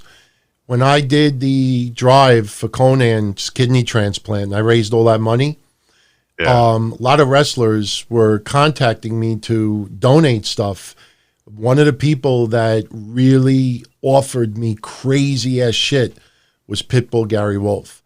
And I always, one time for Jasmine St. Clair's 3PW, one time we were this close of meeting up again, and I wanted to thank him personally, and something happened and I didn't get the chance to do so. But I really... you don't know how bad I felt and still feel about that. I need to seek him out because I haven't seen or talked to him in at least 6 years, 7 years now. Yeah. And I mean, I held a bunch of shows and I took over shows when it was him and JT, and I would help out with that, and I would help out with Andrew sometimes and stuff like that, just with audio work. And we talked back and forth plenty of times. I mean, here and there for hours and stuff like that. I had nothing but the highest respect for for Gary Wolf, the person. It was amazing. And the fact that he was there and I missed him, it kind of sucked. So. Yeah. Well, I think November, a lot of them will be back. We can't reveal the big surprises, but there's some big fucking names planned. I wish we could tease who they are, but I don't want to rock the boat at all or shake things up. And Shaheen, I appreciate everything that he did for me, and he's just an awesome guy. And by the way, I also got to give props to that guy AJ, that other artist. I mean, I always put over Shaheen stuff. He'll always be number one, but. There was this artist there. You guys saw the picture, his black guy in the middle of Mish and myself. He does wonderful artwork. I have it in the background as well. He did the Roddy Piper one behind me. Yeah, that's his Yeah, work. he did Piper. Vader is Shaheen's. Piper is AJ's. Moxley is AJ's. In fact, Right. let me see. You know what? Yeah, I could show. Let me see if I could. Yeah, I can show this. I have some artwork. We're going to be giving these away down. This is all original prints. This is Shaheen's artwork, Orange Cassidy. Let me put. I don't want to bend these at all. This is. Ooh. Sorry. Thank God this is Patreon. I don't have to be so professional. This is Art Moore's art print of Orange Cassidy. Right. This is Art Moore's print, his drawing of The Undertaker. This is Kane. That's Kane. Becky Lynch. This is Shaheen's. This is beautiful. Hayabusa. This is going up on my wall. I'm going to find room and put that shit up. This one I really like. I know you're not as big as AEW, but this is the Inner Circle. I wanted to put that in the background, but I think so far back, I think a lot of people probably wouldn't even know who that is. And this is Eddie Guerrero. This is Art's work. But when we saw his artwork, I was like, oh my God. I said, this is beautiful. I mean, Shaheen is always my number one, and even AJ knows that, but I went up to him. I'm like, oh my God, I got to get this and this.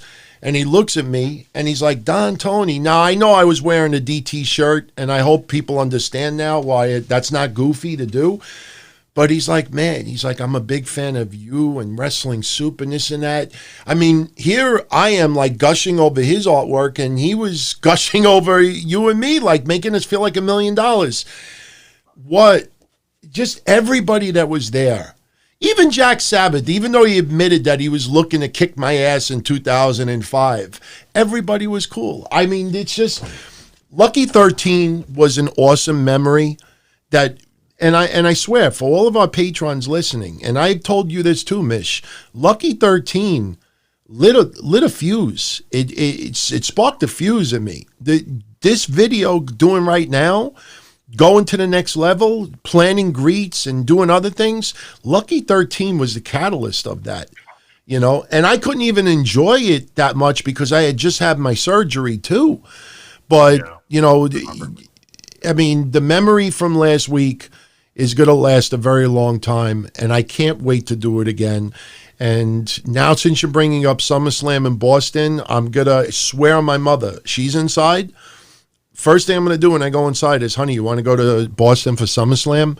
And we're going to set something up. Yeah, that's what we're looking forward to doing. I mean, we just like everybody else, we had to make new plans around the coronavirus and all the shutdowns and stuff like that. We weren't going to put our friends and our fans in jeopardy. We weren't going to put people, involved in the show in jeopardy. So the best thing that we could do is just reschedule. And it's not crazy. Now that I'm in the East Coast, just like the rest of you guys, it's not difficult for us to do more of these events, to do more meetups and everything else like that. So, Yeah. Somebody wanted to see the Hayabusa one again. So those are all original prints. And Shaheen is sending me some additional artwork and stuff that we're going to be giving away on Patreon too. I'm going to give it away on Wednesday Night Dynamite also, because I got to start having some fun on there. But it was just awesome last week. I can't wait to do it again. Oh, yeah. I mean, it was just wonderful. And it was cool to hang out with you again as well. It was great. But John Hennif, I guess to kind of segue into some other questions, if you saw a celebrity in public and could ask for an autograph and a photo and get one, who would you pick? One celebrity right now. You had the opportunity to meet them in public. No, I think he's asking if you would choose an autograph or a photo. Oh, if you could ask, or okay. So so then I'll tweak the question. His and mine. His is if you can ask for an autograph or a photo, which would you take? And then I'll ask you if you could meet one person right now, celebrity, autograph and photo, who would you choose? I would take an autograph only if it was more than just the name.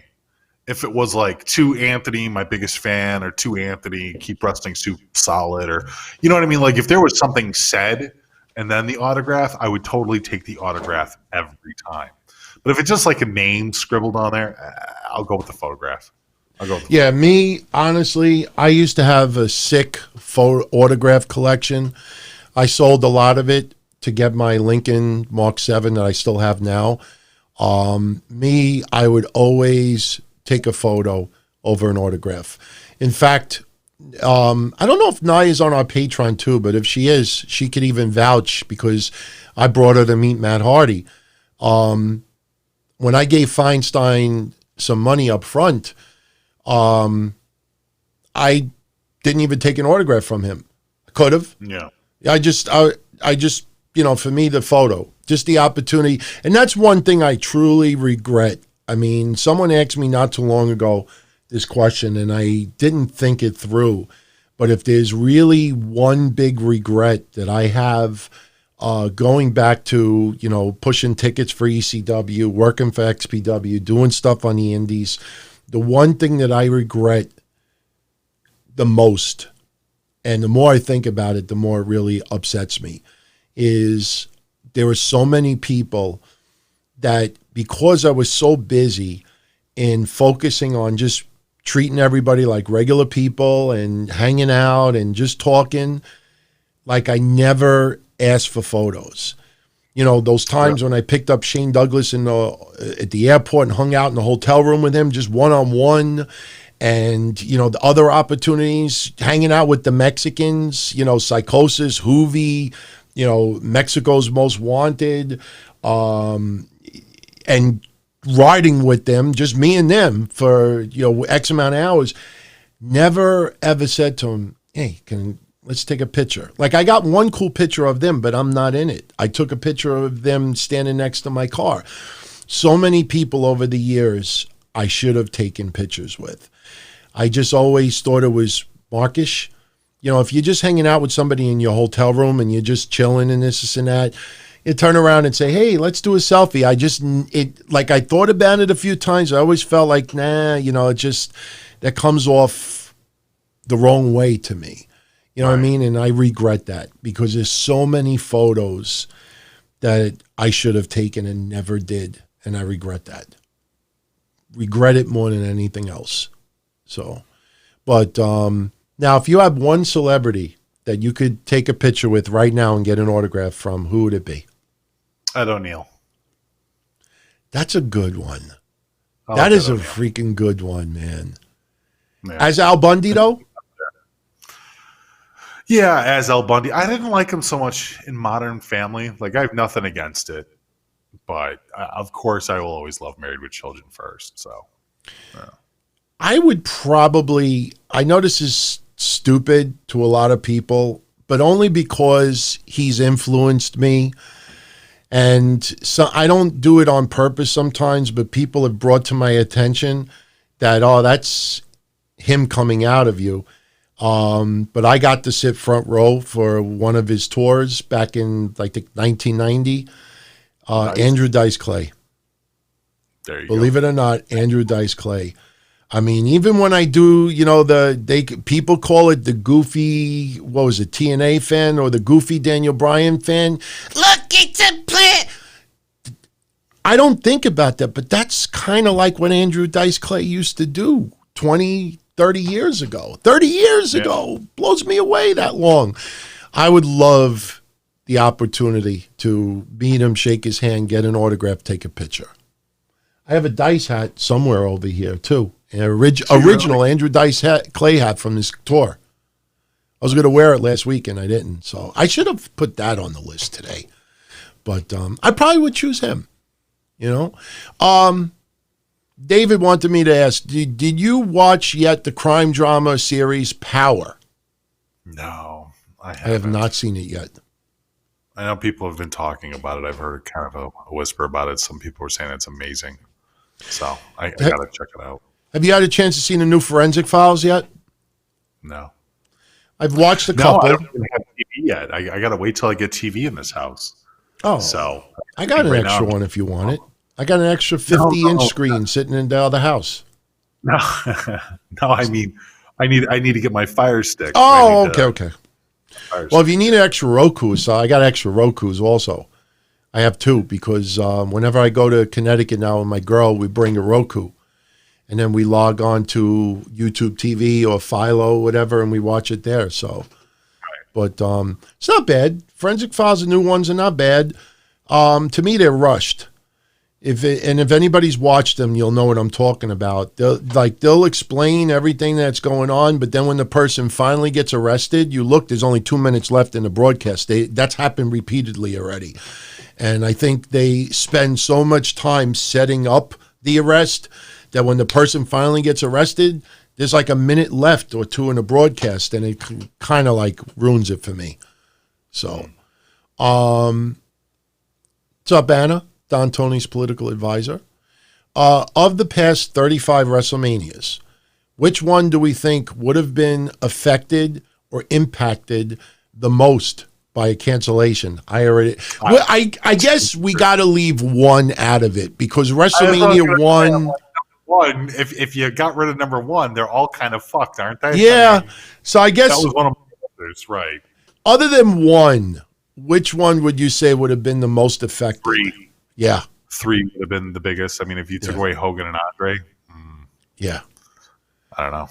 Yeah. 93,000. I see. Look, I was a wrestling fan at that time, and that was a big fucking deal. It was a big fucking deal. I mean, for me personally, it would have been 6. Because if Warrior, Hogan didn't happen, I don't think I would have been as big of a fan of wrestling. You know, nobody moves. Right.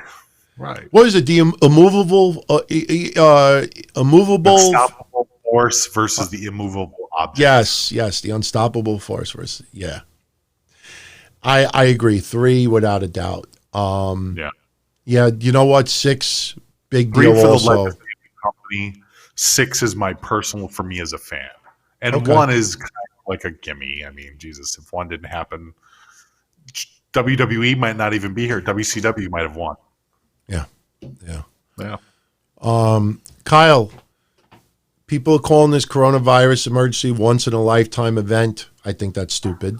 The only thing that he's ever lived through that he could compare to this was 9/11. How are we managing it? I think we talked about that earlier. For me so far, business as usual. I know you experienced some crazy ass long lines the last day or two. Sure. I think people are getting a little bit out of hand with the teepee and the sanitizer.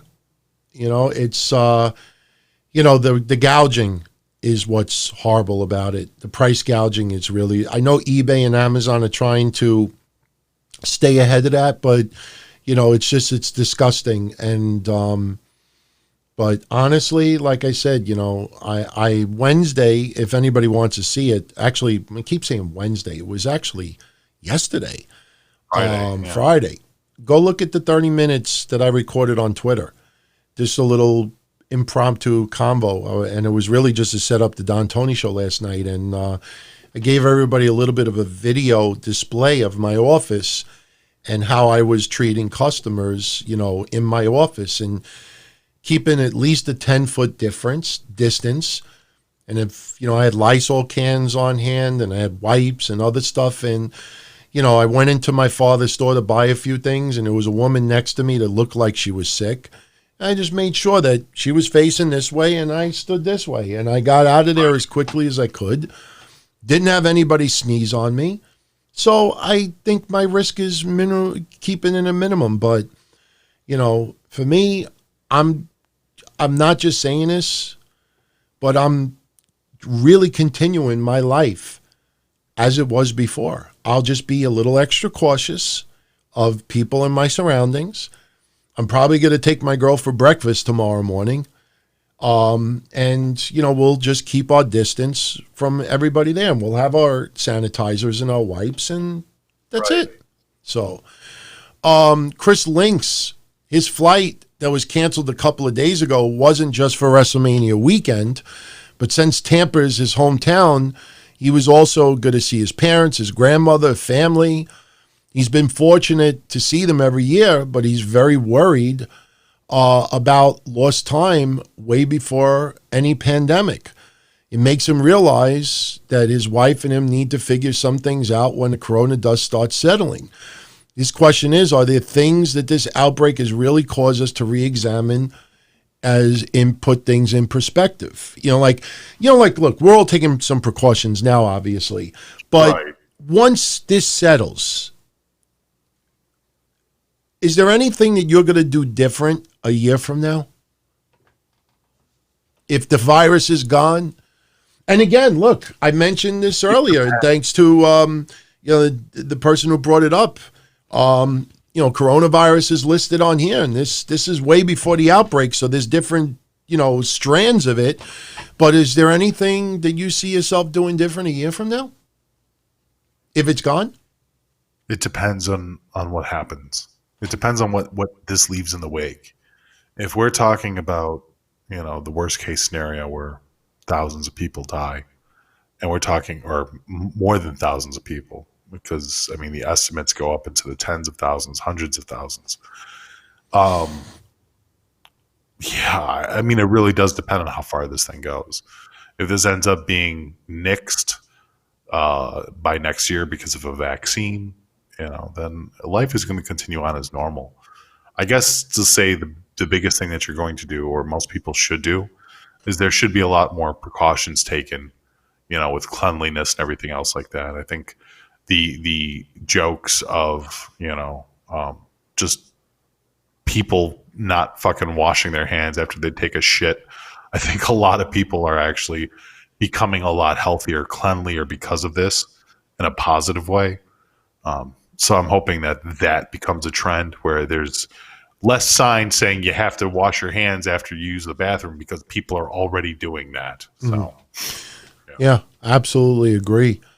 By the way, it was Amp that mentioned the Lysol label earlier. okay. Jeffrey Collins, he works in a casino, lives in Las Vegas, and where he works, it heavily is dependent on tourism and conventions. Oh, yeah. And he wonders if we're going to see mass layoffs all over the world. I don't think there's going to be layoffs directly because, businesses would completely die.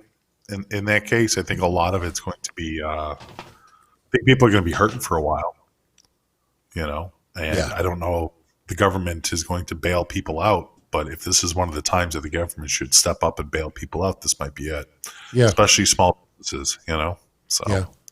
Well, I could tell you this much. A lot of people don't know this already, but here in New York, and I actually told a few people locally here, New York is already the Small Business Administration. In fact, I don't know if it's just New York. It might even be the government too, like the federal government. But in New York, if your business is affected because of the coronavirus, you can apply for a low-interest business loan.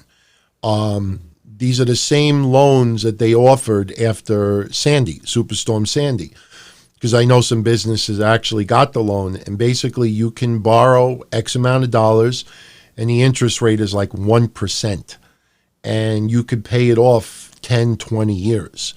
So, my insurance business, it really is not affected much.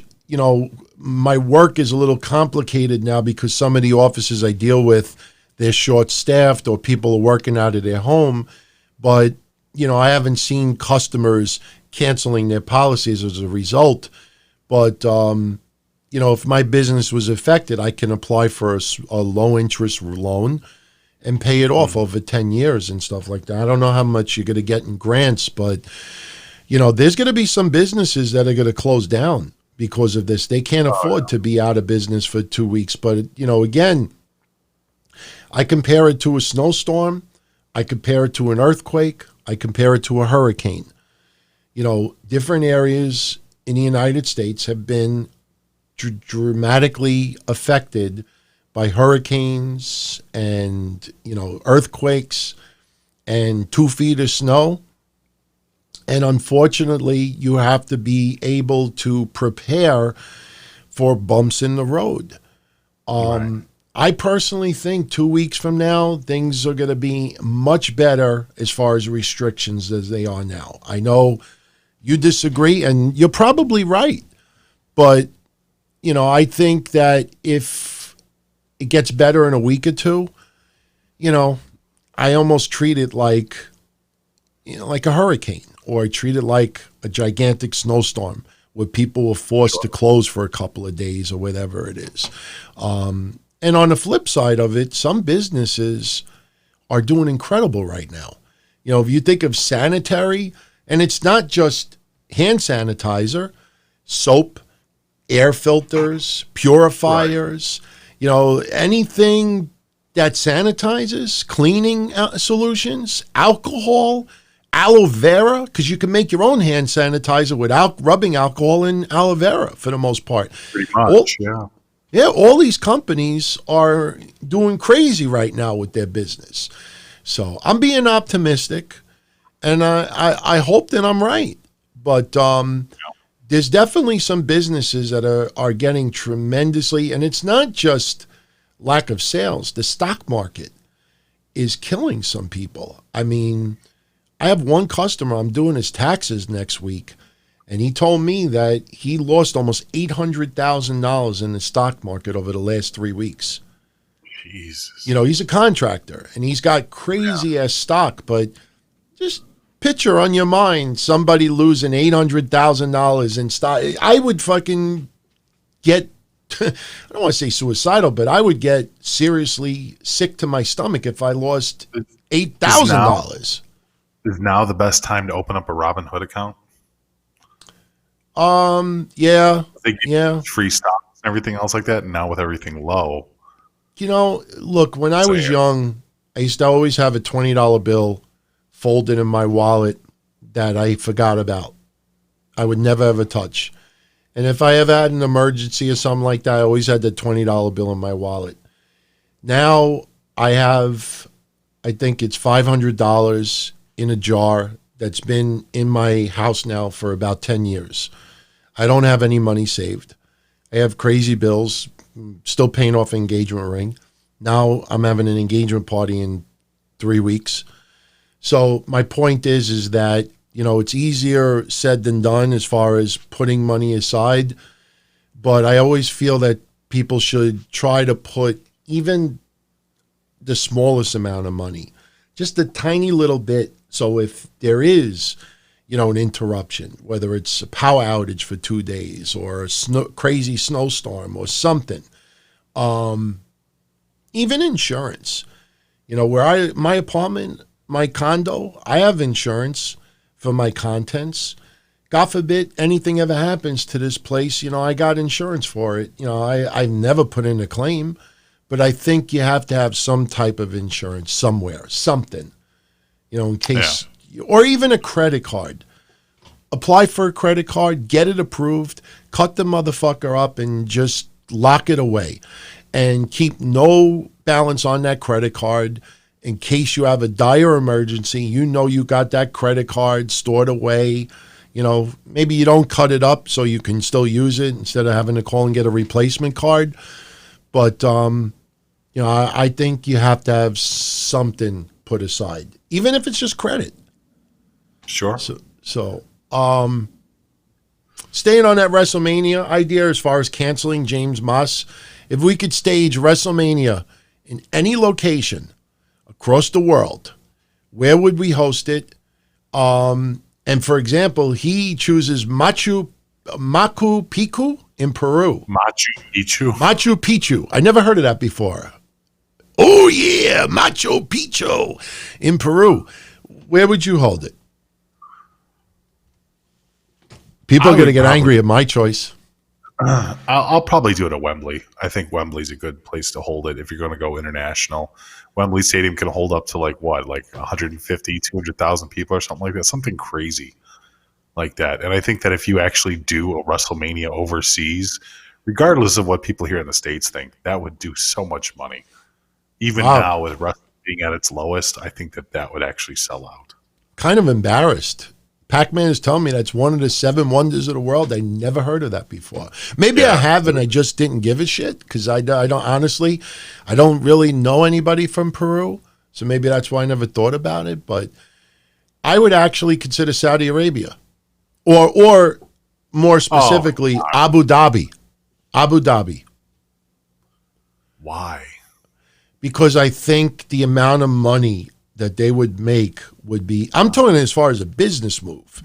You know, like, why would I care if it's in Wembley? Why would I care if it's in another country Because I if think I'm not Wembley would there actually to do see more it? money. Huh? Wembley would do more money, though. I mean, if you're thinking financially, Wembley's much bigger than anything that they have there in Abu Dhabi. Yeah. Yeah. But really, how do I benefit as a wrestling fan if they're in France or UK or, you know, I'm okay. just saying on a business If you're standpoint. if you're talking business, I'll go with Wembley. If you're talking from a fan point of view, the Roman Coliseum, Okay. All right. actual Roman Coliseum. All right. The I like that. Pantheon. It's I called like the that. Pantheon, right? Yeah. I like that. I don't know. You're Italian. You should know this. I don't know what it's called. Wait, It's the Pantheon, right? In Italy? I think so. Yeah. No, the Pantheon Greece. is in Greece. Oh my God. Now it just crossed my mind too. Damn Shit, it. what is the one called in Italy? Damn it. It's near, oh God. Oh my God. I went to Italy too and I was in the square. I It's know not it's too far from there. word. Yeah. Yeah, I don't remember right now.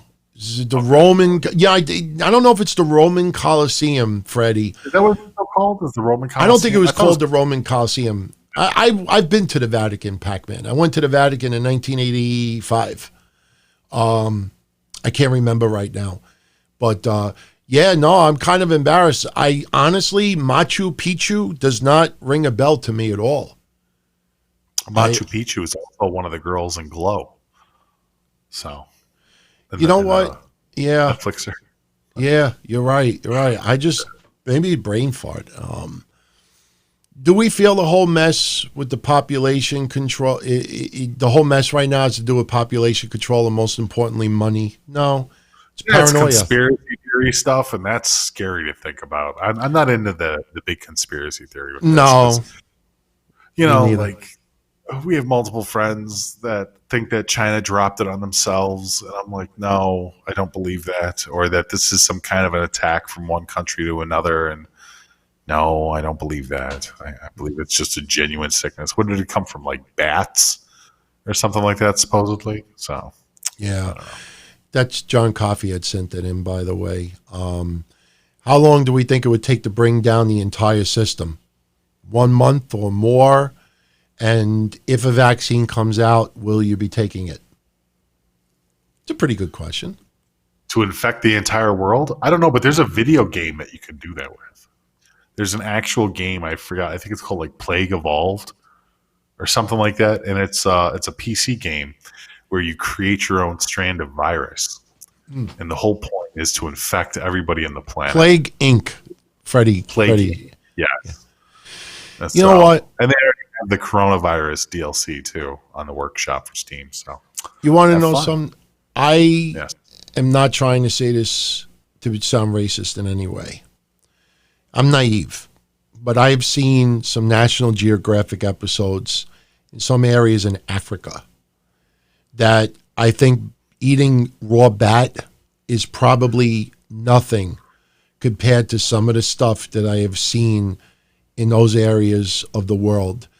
So I think, you know, you don't have many people from that area of the world because there's actual civilizations there that have never seen an electronic device or anything like that. So I don't think they'd be flying There- planes anytime soon. there's an island.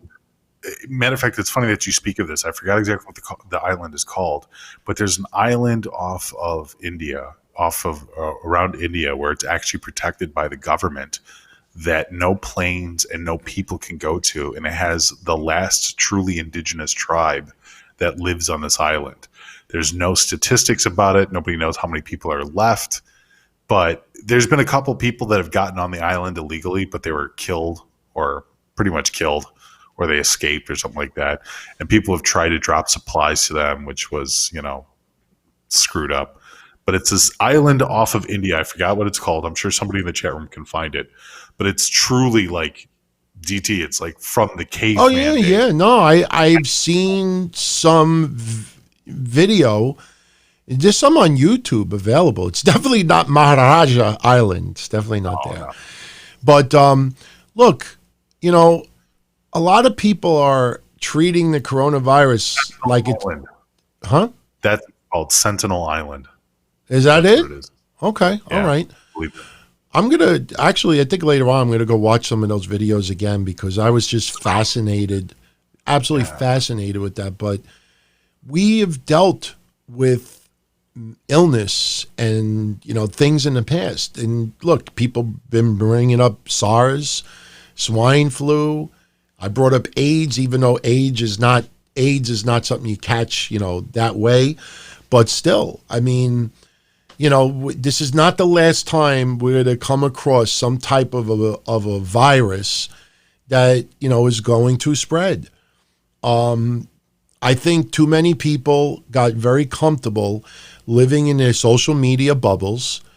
And when you go out of that element, they think the sky is falling. It just, again, it blows me away that in the wintertime, you could get crazy ass snow for a month or two and be almost locked into your house for almost every day of the week. And here, this virus is still scary, no doubt about it. But you see people online that can't get this shit out of their mouth, and they're treating it like it's, the apocalypse is coming. Like Chris was joking and saying, is there a purge coming? It's a fucking virus. Be careful. Worry about your surroundings. Use good hygiene. And chances are you're going to be fine. Yeah. We have 200 million people in this country and 15,000 are struck with it. Even if it was 100,000 struck with it, divide 100,000 into 200 million. Sure. Was it 1/2 of 1%? I mean, come on. The chances of any of us ever getting this, we probably have a bigger chance of getting struck by lightning. Yeah, I'm serious. We might even have a bigger chance of hitting some lotto jackpot. See, I still think that the stats aren't in though. 320 million in U.S. Thank you, Benjamin. But that's what I'm saying is that number's only going to increase. I mean, if you really think about it, think about how many infected people are going to come from Mexico that aren't tested, that have no test results. I'm just saying that number is going to increase, even though sure it will. Yeah. International travel to the U.S. There hasn't been stopped. I don't know if Canada's stopped international travel. But there's I know a Mexico ton of hasn't stopped international travel. But there's a ton of businesses out there that are not going to get hurt because of this. When they talk about, I was laughing at people online that were saying like, "Oh, I have to work from home now for the next month." And meanwhile, if people that that are saying that, like you look at where they work. And it's like, Right. Number one, you were already working from home. And number two, some people are just talking out of their ass. I can't just suddenly work from home. I have customers that come in. If I call an insurance company and say, listen, this customer came by my office to make a payment. I wasn't there. I stood home because I'm scared about the virus. The insurance company is going to say, too bad. Just because you want to work from home, you still have to answer to a boss. And if a boss says to you, no, I can't have you work from home, what are you going to do? The only thing you could do is cry on social media about it or quit your job. It is not against the law to tell your employees that you have to work in my establishment. I have a supermarket. You cannot work from home. You need to come into work. You don't want to work? Okay, no problem. I don't know what legal ramifications if you fire someone because a person absolutely refused to come to work because there's a virus scare going around the United States. I don't know. Morally gray area. Right. It's a morally gray area. But, everybody out there there's a lot of people out there that are really getting a little bit overly paranoid with this. Like I said, I would be... Paranoia is bad, but I think more people need to be aware. Yes, they need education is good. What possibly could happen. People need to be aware of the worst possible scenarios. People need to be aware that not all the information that they're getting is true. And you I can't think blame that Trump for this. Yeah, even paranoia if you hate Trump. Yeah, the political crap. I know you were talking about a little bit earlier too. Look, it's not Trump's fault. I know people are like, "Oh well, this wouldn't have happened during Obama." I'm like, there was two horrible national emergencies that happened on Bush's watch, and he dropped the ball both times. You know, so I don't know. Like I can't sit there and say that Trump is handling this worse than anybody else because we've never had this on this level with anybody else. How do you know? So By the way, these are awesome. If anybody ever wants to buy them, yeah, they're called Listerine Ready Tabs. Oh, I gave you some when we were there. You chew on it, and then you mix in your saliva, and you swish it in your mouth for about 30 seconds, and it keeps your mouth fresh for about an hour. Yeah, it's pretty good. They're called Listerine Ready Tabs. People were asking me earlier. There was coffee in here, and there was water in here. My diet, I always try to double up on my fluids. So if I drink something other than water, I usually will take like a slug of coffee and I'll take a slug of water right after it. So, but wrestling stuff. John wants to know, what is some of your best WrestleMania storylines that led up towards a match? For example, Austin Rock WrestleMania 17. Christian Jericho Trish, that was a favorite. Mickey James Trish was fantastic. Hogan Andre I enjoyed. Rock and Hogan was good. Ultimate Warrior Hogan was good. Yes. Oh man. Savage Hogan. Savage Hogan is a classic. The Mega Powers Explode. That was awesome. Batista Triple H is a good one.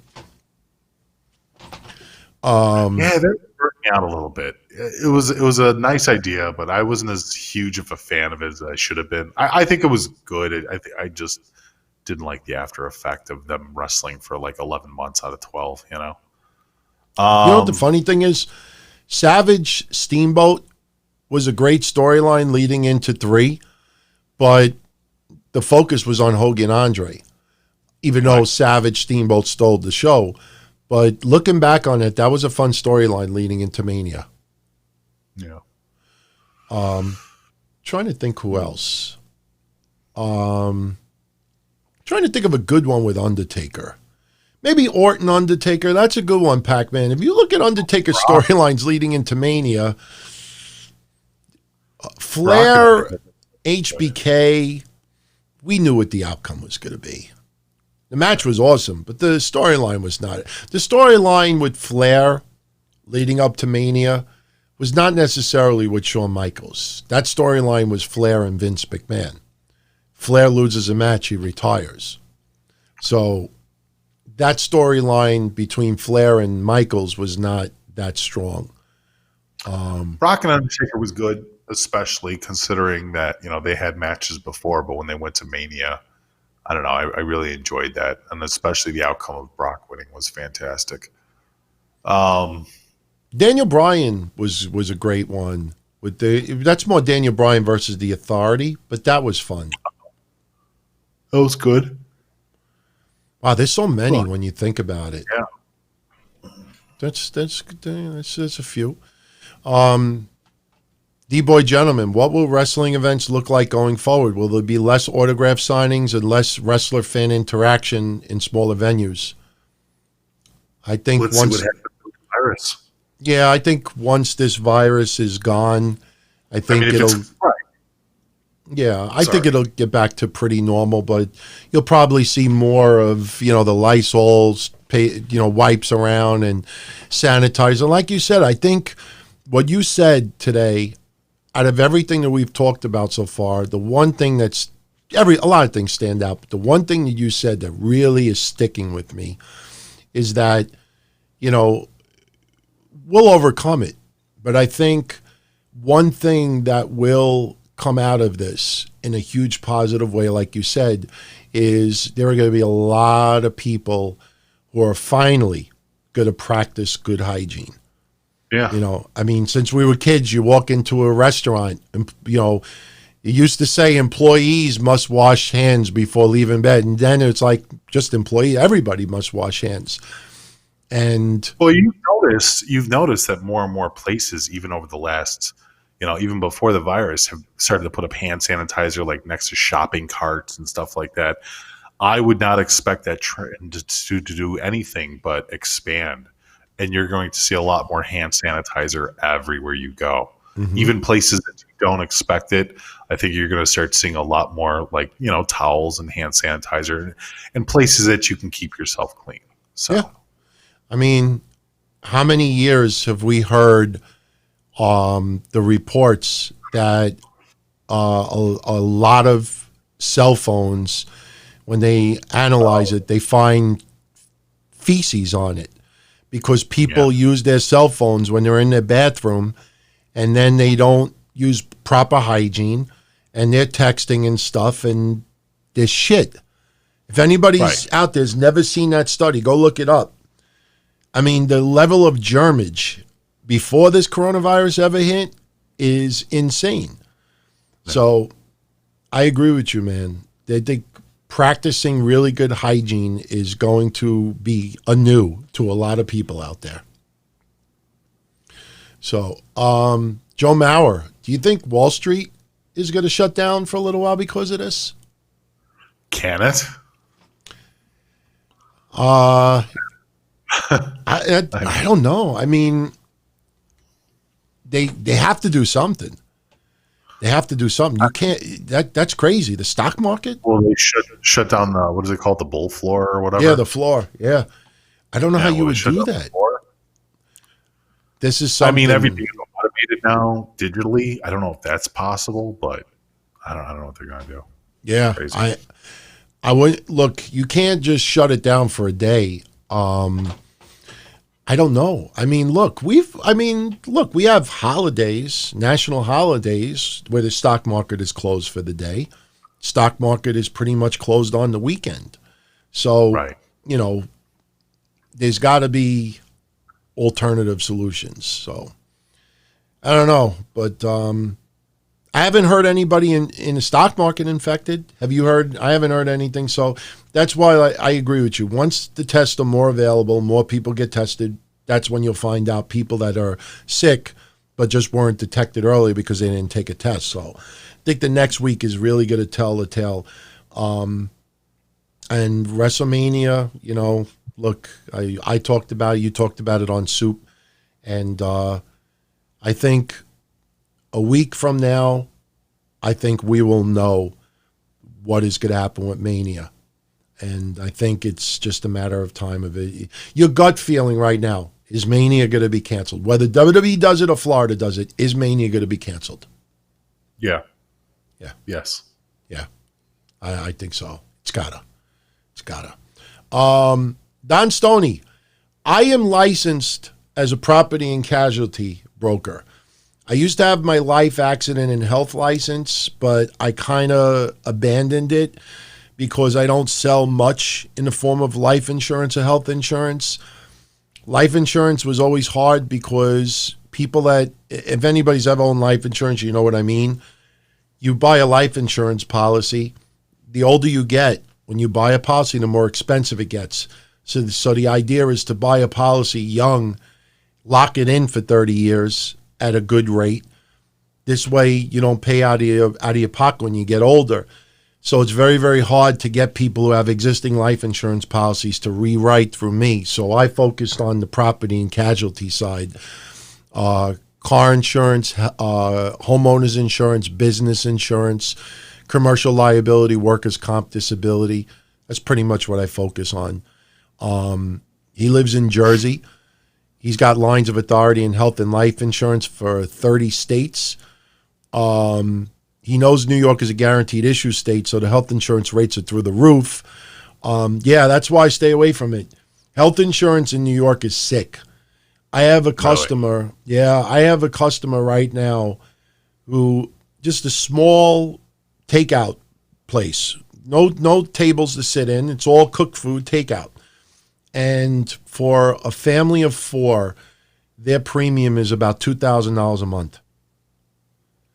Jesus. I pay almost $700 a month for my health insurance right now. I mean, it's just from 10 years ago to now, it is insane how much health insurance has gone up. That's one of the reasons why I want to get out of New York. Just taxes, insurance. There's so many things that are just astronomical. It's crazy. And I will look up the business that you sent me. I'm interested in what you were sending me, so I don't want to say the name of the company up public because that's your business. So, Chris Reyes, have we seen the new movie on Netflix, The Girl on the Third Floor, starring CM Punk? Yes. That horror film. What'd you think? It was kind of cheeseball, a little crappy. I mean, I'm glad that he enjoyed it. Good for you, Chris. I don't think the consensus was kind of there, though. It was like a weird. I don't even want to call it a horror film, although there was horror elements of him being dead and then him coming back to life and stuff like that. But I don't know.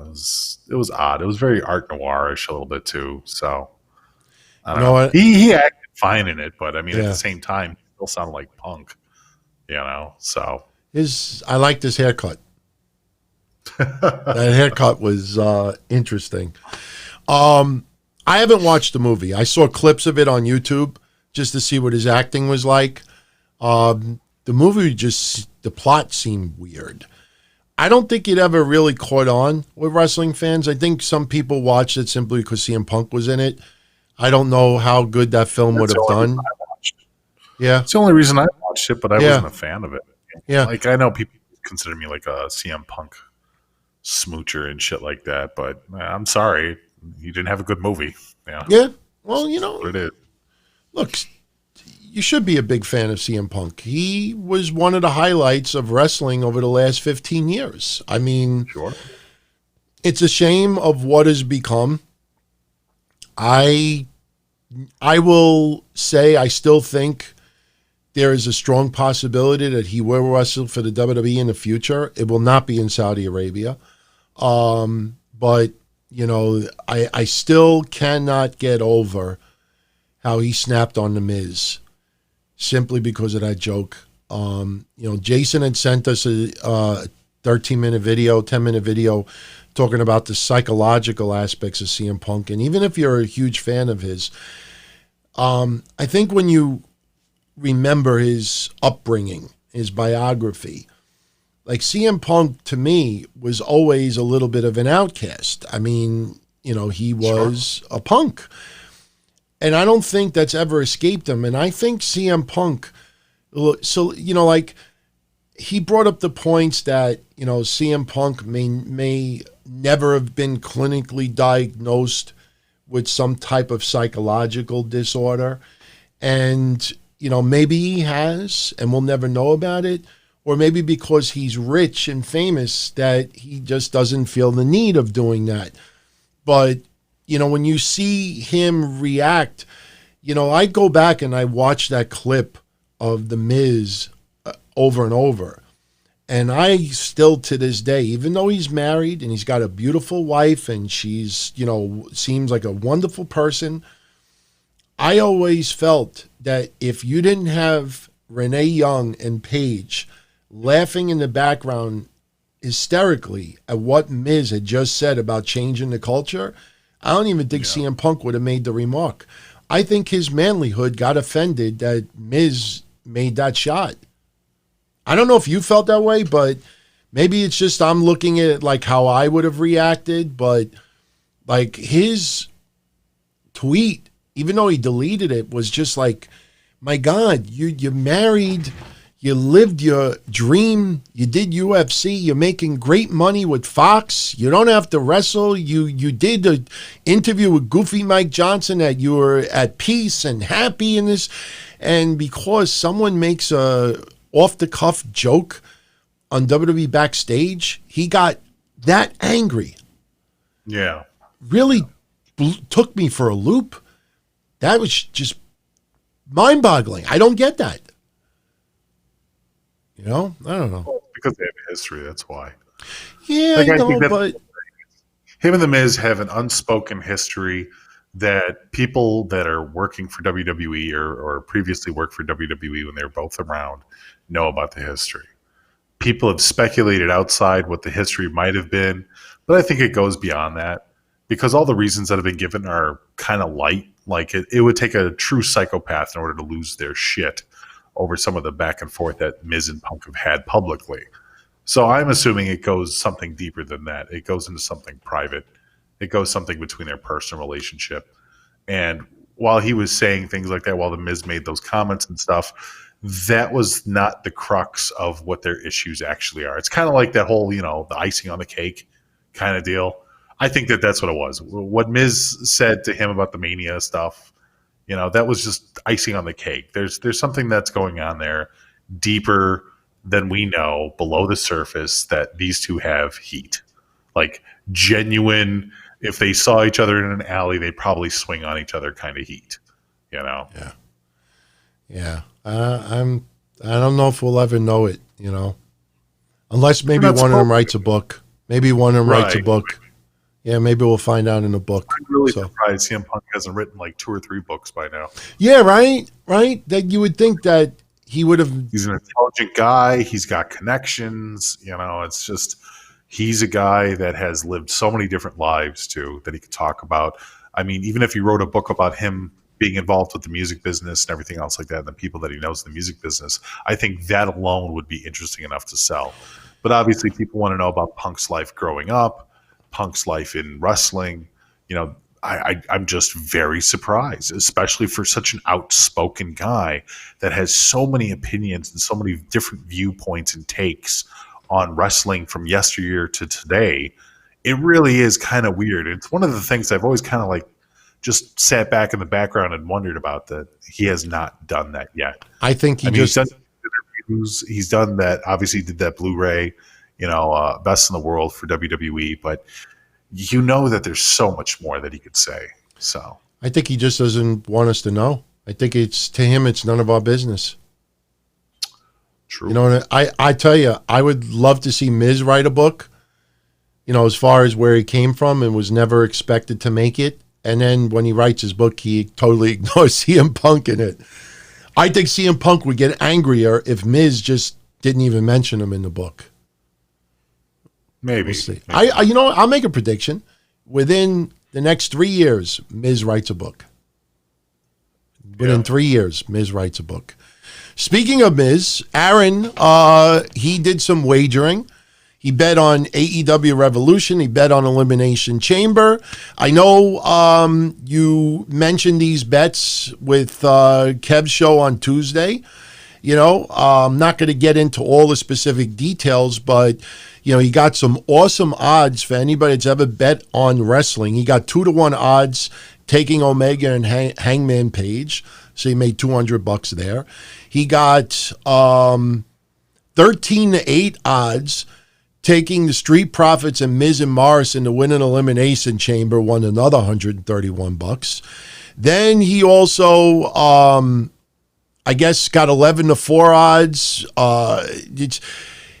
I'm looking at all of the things that he won. He took like different bets at different odds, and he just made a killing. I mean, I give you credit, man, for blowing that kind of dough. He spent $200 and won $681, and a lot of it is betting on Miz Morrison, the Street Profits.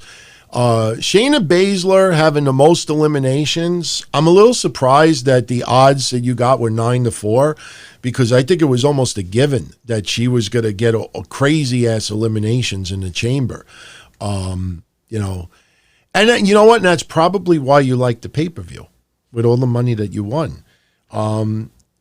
I didn't have a problem with the results on the pay-per-view. It was just a lot of the execution I didn't like, but he also heard recently where I said that I think ending the brand split in the WWE would help them because the rosters just feel overly thin. The Women's Elimination Chamber match, I think, is proof of that. And I like your idea. Have all the champions be able to appear on Raw, SmackDown, NXT. This way they could go wherever they want, feud with other people. You know, the funny thing is that the Kabuki Warriors, if I understand this correctly, they're the champions of both brands. Why the Kabuki Warriors only on Raw every single week? You know, I know once they lose the titles, I think Asuka and Kairi Sane are Raw superstars, but they're tag champs. Why have they not been on SmackDown pretty much at all? You know, I don't get that. So, and he also said this, and this kind of had to do with what I talked about recently. He said that, you know, he noticed, and we've all noticed that compared to the 80s, you know, now women, 90% of women are shaved down there. And, you know, I have made jokes about my old chest hair looking like 70s women in porn and stuff like that. And he thinks that women should embrace hair down there. I will tell you this, Aaron. I don't know if you're a fan of completely shaved or not. I don't like a woman to be completely shaved down there. Have a little bit of shrubbery is fine. You know, not Vanessa Del Rio, you know, type of shrubbery, even though it's an outdated reference. Or who was that? Christy Canyon? I think that was Mick Foley's favorite porn chick from yesteryear. But I think a little hair down there is fine. I just, you know, you can't base everyday women on what you see on Pornhub, because I think a lot of women on Pornhub are shaved. But I don't know. What do you prefer? I know it's a little personal, but, you know. I like I like a little landing strip. Little I'm landing okay with strip, that. okay. Yeah, I don't mind landing strips. You know, some girls like to shave little heart or whatever. You know, that's fine too. But yeah, completely bare bottom. I don't know. Yeah, I'm not into that. You know, Yeah, and I know as far as a guy goes, like I've never thought about that, but you know, I think it's same thing with guys. I just, you know, have a little bit of growth down there, but nothing over the top, nothing crazy, you know. But Sure. you know, I think it's the best. You know, I think that's the furthest we needed to go there with that. Yeah. I mean, Yeah. Dominic, have we seen Star Wars: Rise of the Skywalker? no. I'm never been a fan of Star Wars. Never. I liked the old like Star Star Trek. Wars. That was it. I like Star Trek. I'm more of a Star Trek guy. Yeah. But I mean, I like Star Wars, but I'm only about the original three: A New Hope, Empire, and Return. Those are the only three that exist. Everything else doesn't exist in my world. I've tried watching the rest of them. They're all garbage. Every single one of them is garbage. So I'll stick to the ones from 1977 up, and that's it. Yeah, Ben says that Kevin Tress talked about pubic hair way too long. Well, it's what they, you know, it's their show. That's what they wanted to talk about. You know, I just, you know, it's not a topic that I think needs to be, you know, like, okay, what kind of hair, you know, shaved, bareback, you know, little growth, 10 seconds, easy. But it's everybody's teach their own. So Sure. I don't have any problems with that. But Stephen Lane, what's our favorite nickname that Donald Trump has given someone? His favorite of all time is calling Jeb Bush low energy Jeb. I always loved Pocahontas, but him calling Mike Bloomberg, since I live in New York, even though I thought overall Mike Bloomberg did a lot of good for New York, some of the stuff he did was just whacked out, but him calling him Mini Mike is fucking funny. I mean, I could tell you, you know, a lot of people out there, even people that can't stand Trump, thought that was hilarious. Calling him Mini Mike was pretty funny. So, I don't know. You're not a fan of Trump. I don't know any of the nicknames that he calls people. I'm not. Oh, you know what? The next show we got, I'm going to come up with the whole list of nicknames that there's a page online that has all the nicknames. Some of them are funny, man. But Pocahontas was always the one because, you know, a lot of people out there like Elizabeth Warren. And I know her heart is really in the right place. I'm actually going to give her that. What she really professes, she truly believes.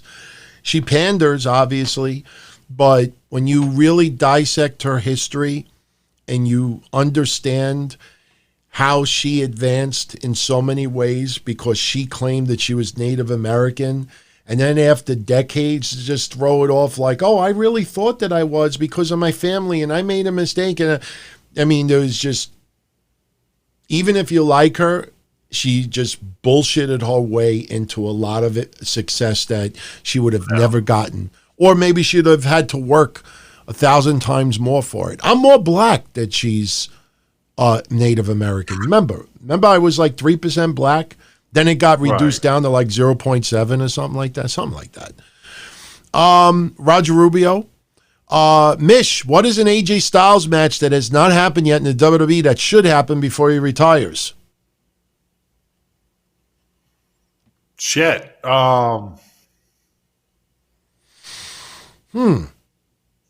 Adam Cole? Did that happen? Ciampa? No, I don't know if I would want Ciampa. Keith Lee versus AJ Styles I would enjoy.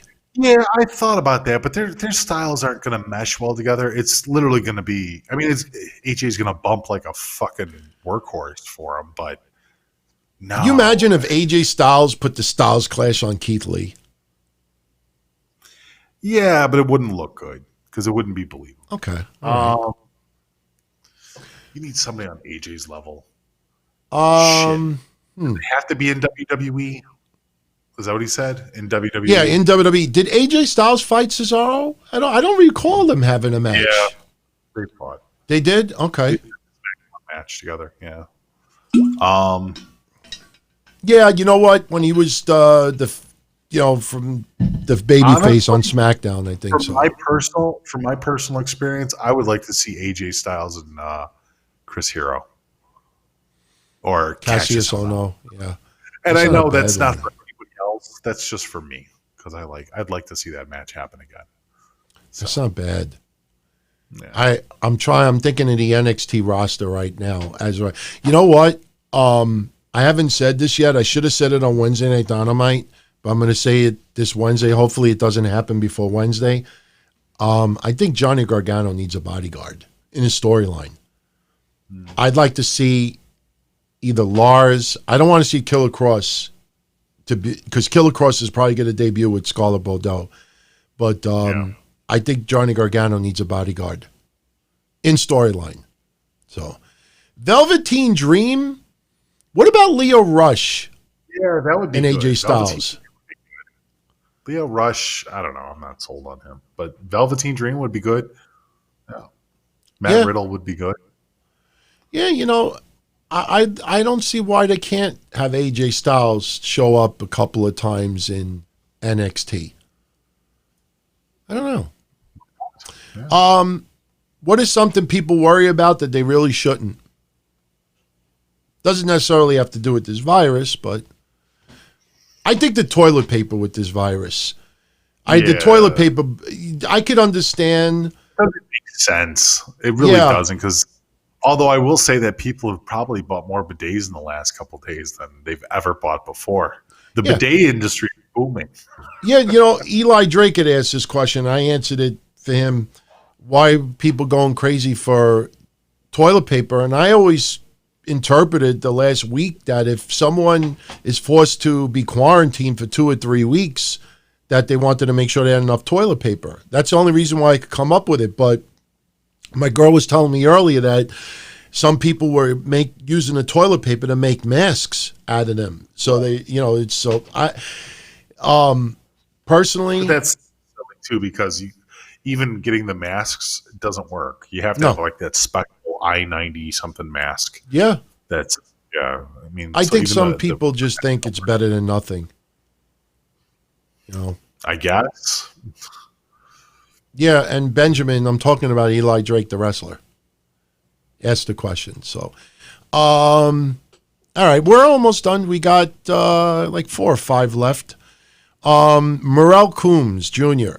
We've all talked about before how Elias really resembles Randy Savage. if Elias ever donned the pink shorts and did the elbow drop, he would be their twin. Is there any way they're related? No, they're not. But I always thought WWE should do a Halloween episode around Halloween and have Elias come out dressed as Randy Savage. I don't know if you feel that way. I don't know. Yeah, that could be interesting. Yeah.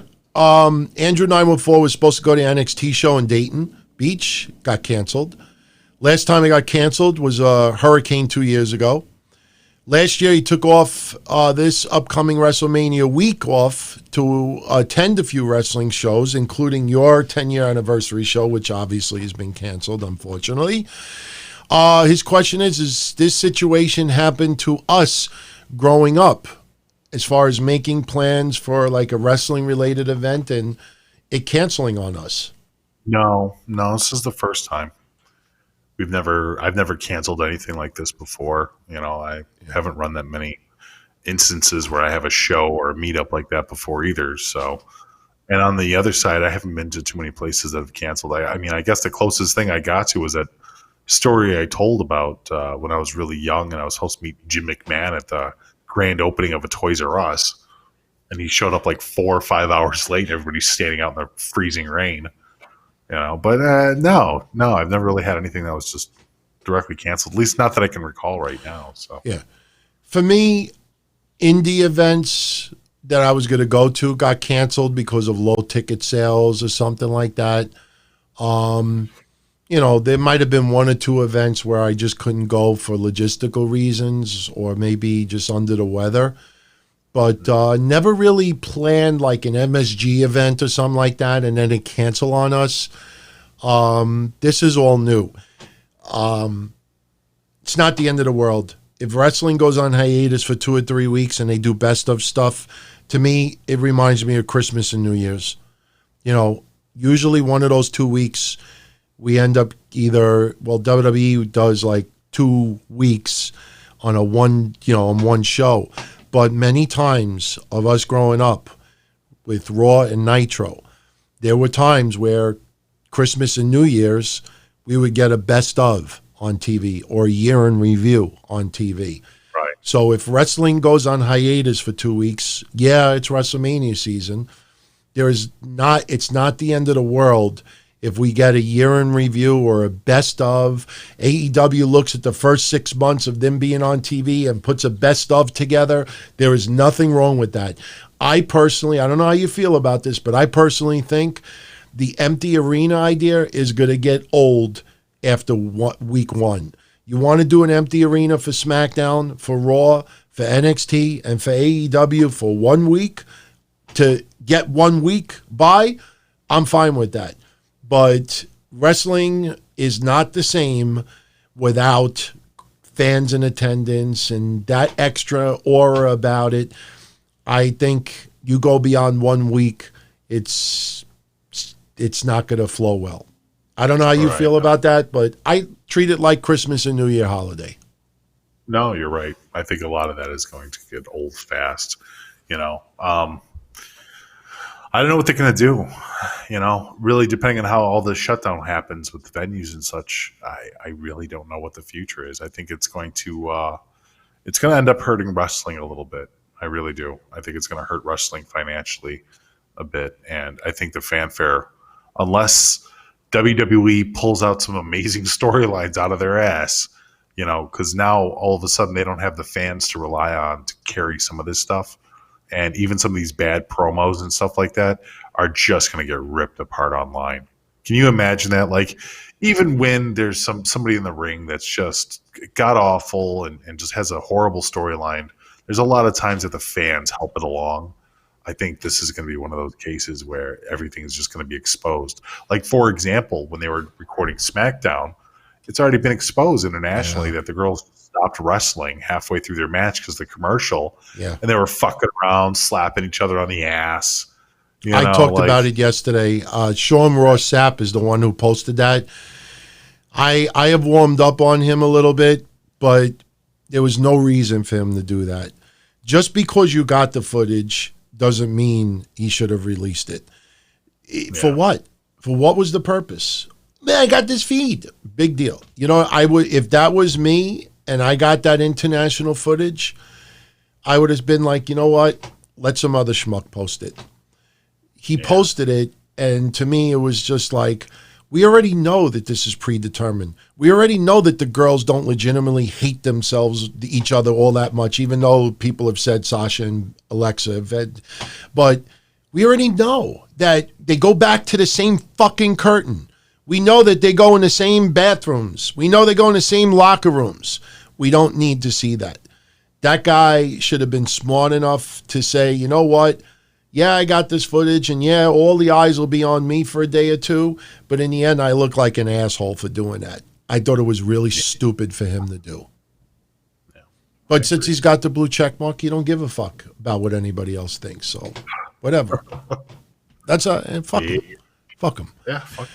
Shotgun Mike, as someone trying to build a music-based YouTube channel, what tips or techniques am I finding successful in reaching a larger and new audience? With the lackluster feel for this year's WrestleMania, is this creative an audience low point worse than the 94, 95, 96 era? Do we think Strowman's push is due for him to be for him being in the doghouse, or do we think he is a guy like Scott Hall where all he cared for was money? I think Braun Strowman legitimately loves pro wrestling. Braun Strowman, it confuses me how WWE utilizes him once in a while. I think they just want him to be what Big Show was in the past, like that friendly giant, larger-than-life character. They want him to be a friendly guy. Not too friendly, but they have humanized Braun Strowman a lot. As far as a YouTube channel goes, look, I've been doing it for 2 months. I got almost 8,200 subscribers. I was hoping to have 10,000 by the end of December. Hopefully I get 10,000 by May.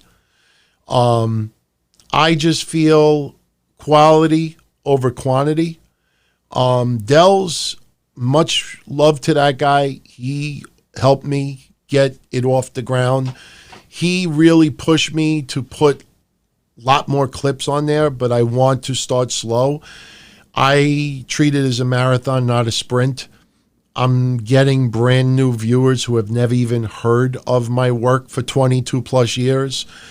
So I think being genuine, being authentic, being honest, having thick skin, stand by your stuff, whether popular or unpopular, and be reliable, and don't talk out of your ass. Because you could spot a liar like this. And even before I ever went to YouTube, I've been talking about this for 20 plus years. The one thing that I value the most is my reputation. If I tell someone that I'm going to do something or I promise something, I don't ever tell somebody something just to make them feel good. Even with Lucky 13 last year, I know for a fact that Mish and John and Joey, they're like, there's no way this guy is going. He just had his surgery. And I'm like, dude, if I say I'm going to be there, unless I'm dead or I have a major car accident, I'm going to be there. I had to videotape myself picking up the cannolis from the baker just to show everyone, look, I got cannolis here. I'm going to be there. My reputation is everything.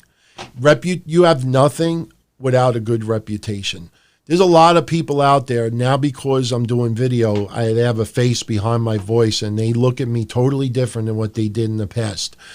And the one thing I get more than anything right now, and then we have to finish this up, is, a lot of people have said to me, and I had 2 or 3 people say it even at the convention last week. They said, I don't agree with a lot of your stuff, or sometimes you come off, really, really blunt and nasty and a little bit too harsh for my liking, but I appreciate, respect your honesty, and I respect that you stick by your views. And authenticity is number one, because you can lie, you could paint this fake picture about yourself, but sooner or later it catches up to you. May not happen right away, but sooner or later it does. And people notice, and it's those are the things. Now, my page, I am taking it very slow, and you take it slow too. And you gotta just be prepared for a small number, and when it blows up to a bigger number, then you just consider that gravy.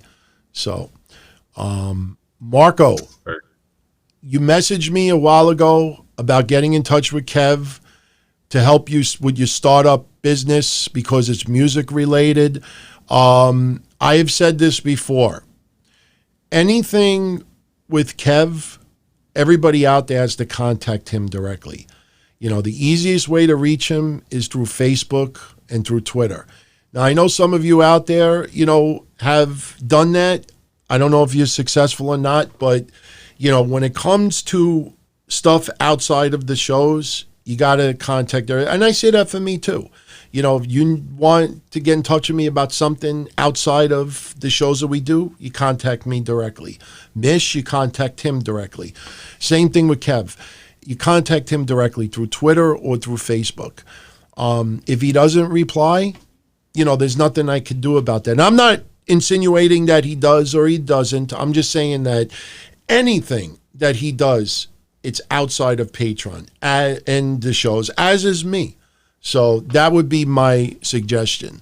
I don't do any business with Kev outside of the show Monday. And I'm not saying that in a cold way. Once the show is over on Monday, that's it. He goes here, I go here, and it's not a bad thing, but I don't talk to him outside of the show. So best thing to do for anybody out there, he is on Twitter and he's on Facebook. You just send him a private message and you go from there. But I just want to make this clear. I'm not saying this in any negative way. I expect everybody to do the same for Mish or for me or anybody else. My email's dontony@dontony.com, or you PM me on Twitter. I will admit that I really don't go on Discord anymore. Just too many different mediums. I got to focus on one. And there's a company that wants to do some business with us with our shows and everything. And, they want to streamline everything. So, that would be my suggestion to you.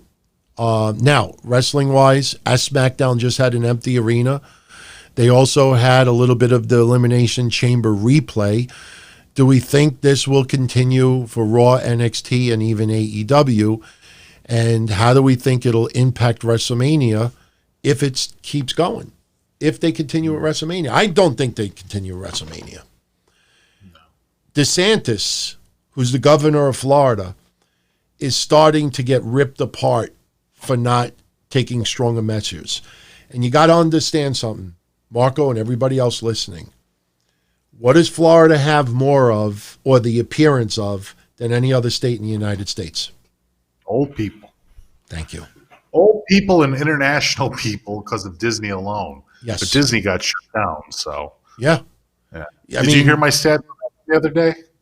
What happened? In 2018, just to give you an idea of how many people, how many international flights or people end up in Florida, Disney alone, in 2018 had more than 80 plus million people come from other countries. 1 year. Really? Yes, that big of a number? That's how many people internationally visit Disney in a year. Holy yes. shit. Now imagine that with everything else in Florida, Universal, WrestleMania. Imagine what that number could be in 2020. Why do you think that a lot of people want them to shut WrestleMania down? There's just way too much exposure internationally with international visitors and elderly all in one spot. I don't know, man. It just seems like such a bad idea. I don't know why people aren't more on board with it. Yeah. Very quickly, we did not edit Larry Rover's comment in the chat. I think he did that. We don't censor anybody on Patreon. You're allowed to curse. You're allowed to express yourself any way you want. Trust me, if you're not a supporter of the shows, you would not be on our Patreon. So I just wanted to just specify that because some people listening live think, we don't retract anybody's comments there. I know there might be So yeah, see, Larry removed it. By the way, one thing, Marco, since we're talking about what Florida and everything, I posted a link in the chat room right now, and the chat will be available for everyone. It's his Kickstarter program. I mean, he's got a Kickstarter right now, and I'm looking at it, and it's pretty fucking cool. It has to do with pedal boards and musicians, and I actually sold it. What am I saying? I gave it away, but I had the cough button, the cough pedal that I used to use with the old mixer. He's got different types of pedals over here, and he's got a Kickstarter program. So if you're a musician, or I know a lot of you are into music, go check out his Kickstarter. I'm going to plug it on the other shows as well. But check out the link. It's just pretty cool. It's got to do with cables and stuff. And now I understand why you want to get in touch with Kev with this. It would be cool if, because Kev understands this equipment better than I do. So that's pretty cool. But getting back to the Florida thing, it's just, you think of the perception of Florida with elderly, because I know, people I know, when are you going to retire, move to Florida? That's what you hear all the time. And I always thought that my parents would ultimately move to Florida and stay there. So the governor of Florida right now is getting a lot of heat for not being as strict as a lot of other states out there. And I think there were 25 new cases diagnosed today or yesterday. And that's probably because of testing being ramped up. But especially that elderly are the ones who are pretty much the ones dying as a result of this. You get a couple of elderly deaths. I mean, I don't know if anybody out there, I don't know if you saw it early, when DeSantis was giving the update today, I had a tweet all ready to go to tell everybody, get ready for the WrestleMania ball to drop, because he was talking about the people sick and some deaths. And I noticed immediately that he was really trying to downplay it, saying, oh, this person came from Oklahoma, or this person died in another state, and this person this. And it felt like he was making, not excuses, but he was really trying to downplay, where these illnesses occurred and stuff like that. And I think if in the next day or two you got a couple of elderly people die in Florida, that's it. WrestleMania will be that's it. It's just, I brought it up on the Don Tony show last night. You can't run the risk of kids and elderly getting sick simply because a wrestling show needs to stay on.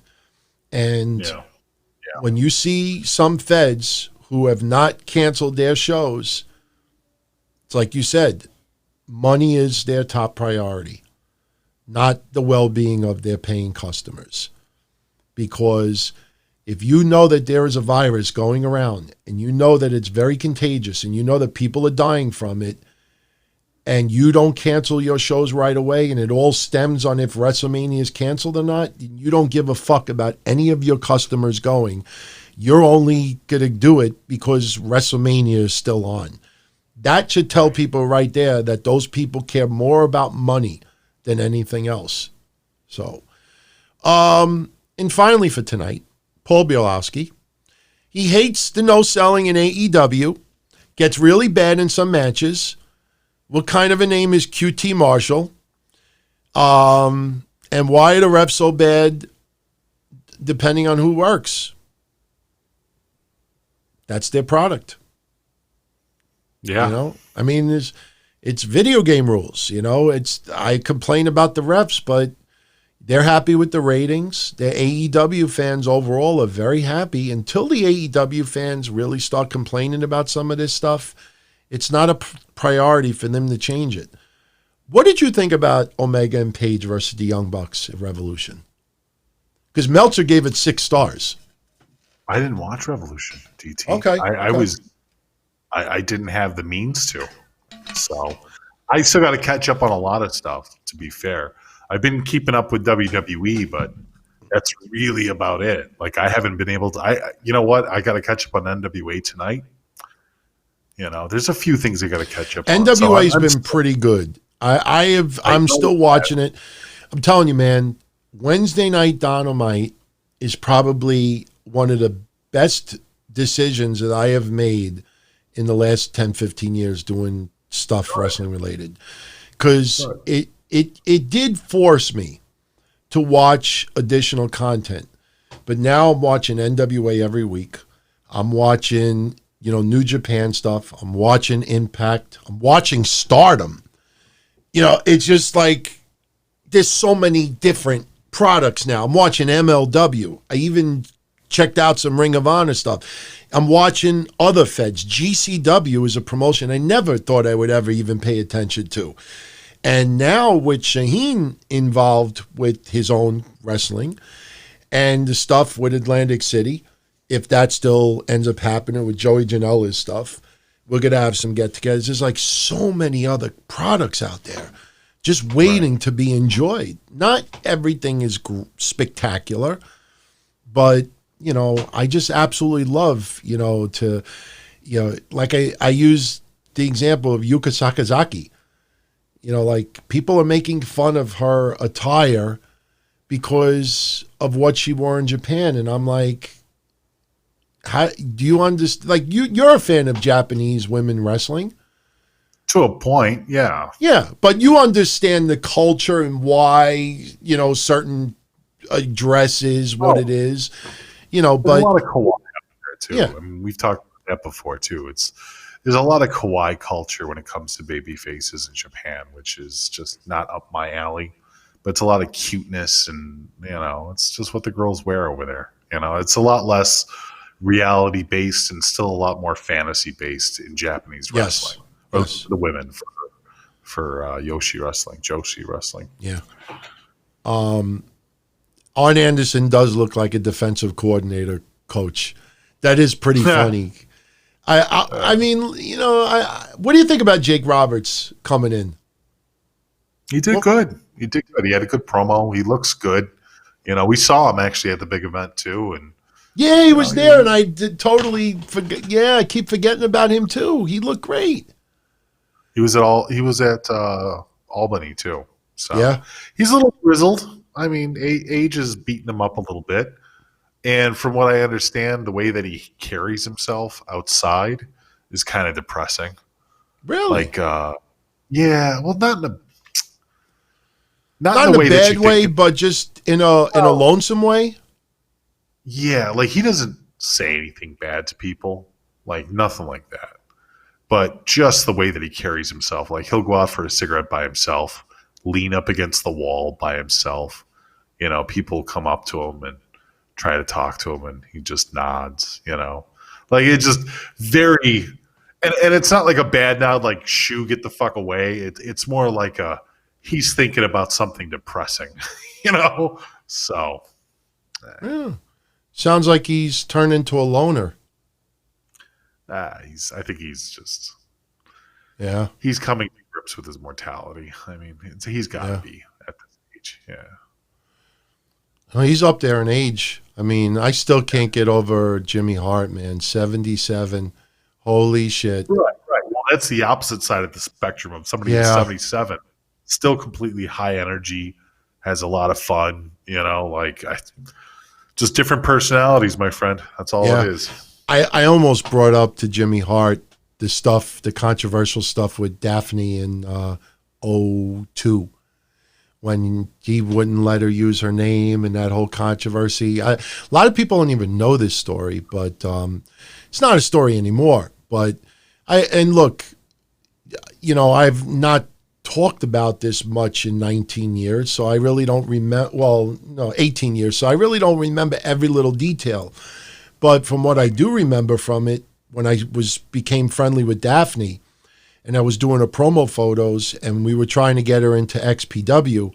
She did that one event for NWA TNA. It might have even been the first ever one when they did that battle royal. What was it, like a lingerie battle royal or something? I don't even remember what it was, but I remember being on the phone with Daphne, and what happened was Jimmy Hart, if I remember the story correctly, Jimmy Hart had bought the names of a lot of the wrestlers when WCW closed down. Like he took like a bunch of the names, and somehow Jimmy Hart owned the Daphne name. And basically she had asked Jimmy Hart permission if she could use the name Daphne, I think at the NWA TNA event and even in XPW, and he said no. And as a result, I don't remember what she called herself in NWA TNA the first time, but we would try. I remember with Slash trying to come up with different names, and she came up with Lucy Fur, like Lucifer, but Lucy Fur.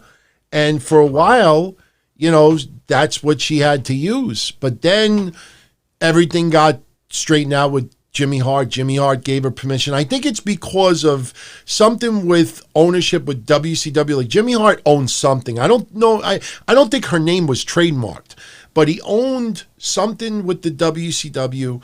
And as a result, there were some wrestlers who were not allowed to use their names unless they got written permission from Jimmy Hart.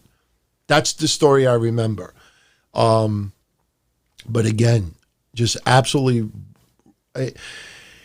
You see Legends House, and he's very animated and stuff like that, and you meet him in person at 77 years old, and he seems even more energetic than he was before.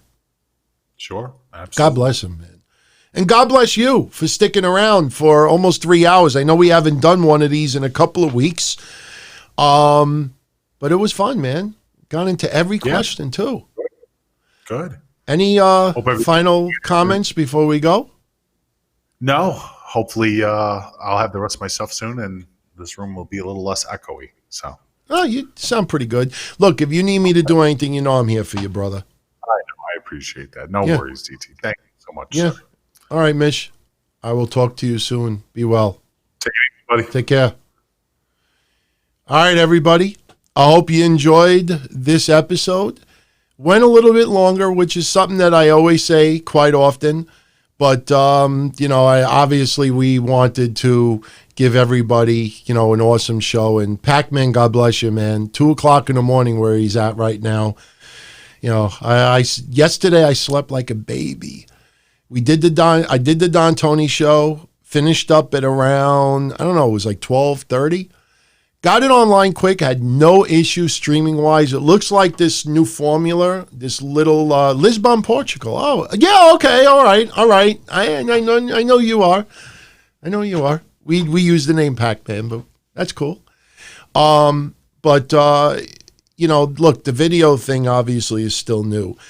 And the technical side of it is still very new.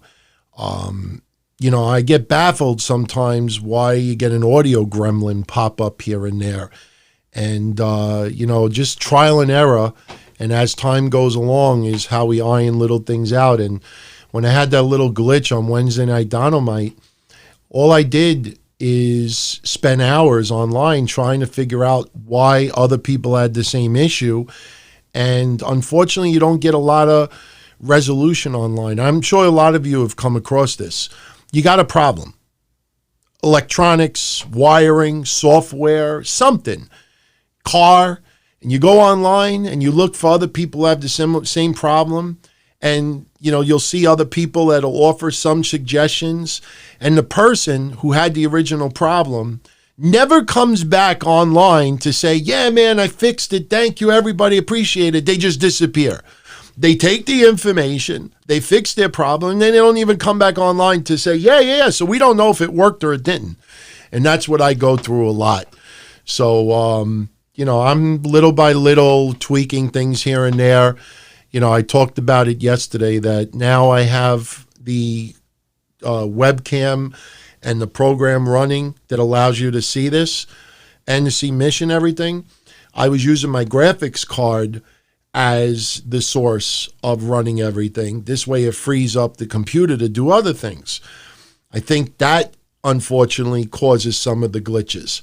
I disabled my antivirus software, thinking that maybe that interferes with it a little bit. So yesterday and today were the first two shows where I had everything running from the CPU, not the graphics card. And that seemed to have helped in a lot of ways. I always expect to have some issues here and there. Plus, there's the microphone thing too. A lot of people don't know this, but let me see if I could show you, and I don't want to screw up the audio. I just dropped stuff too. But, I got the overhead mic, and a few people have been telling me use that because it just will make the audio sound a lot better. It'll take this mic, away from over here. But I kind of like to be able to move around and stuff like that. But, as time goes by, it'll just get better and better. Few people have asked me, even privately here, like, am I ever going to go back to audio only? And the answer is no. That's it. I've moved on to video, and this is a permanent thing.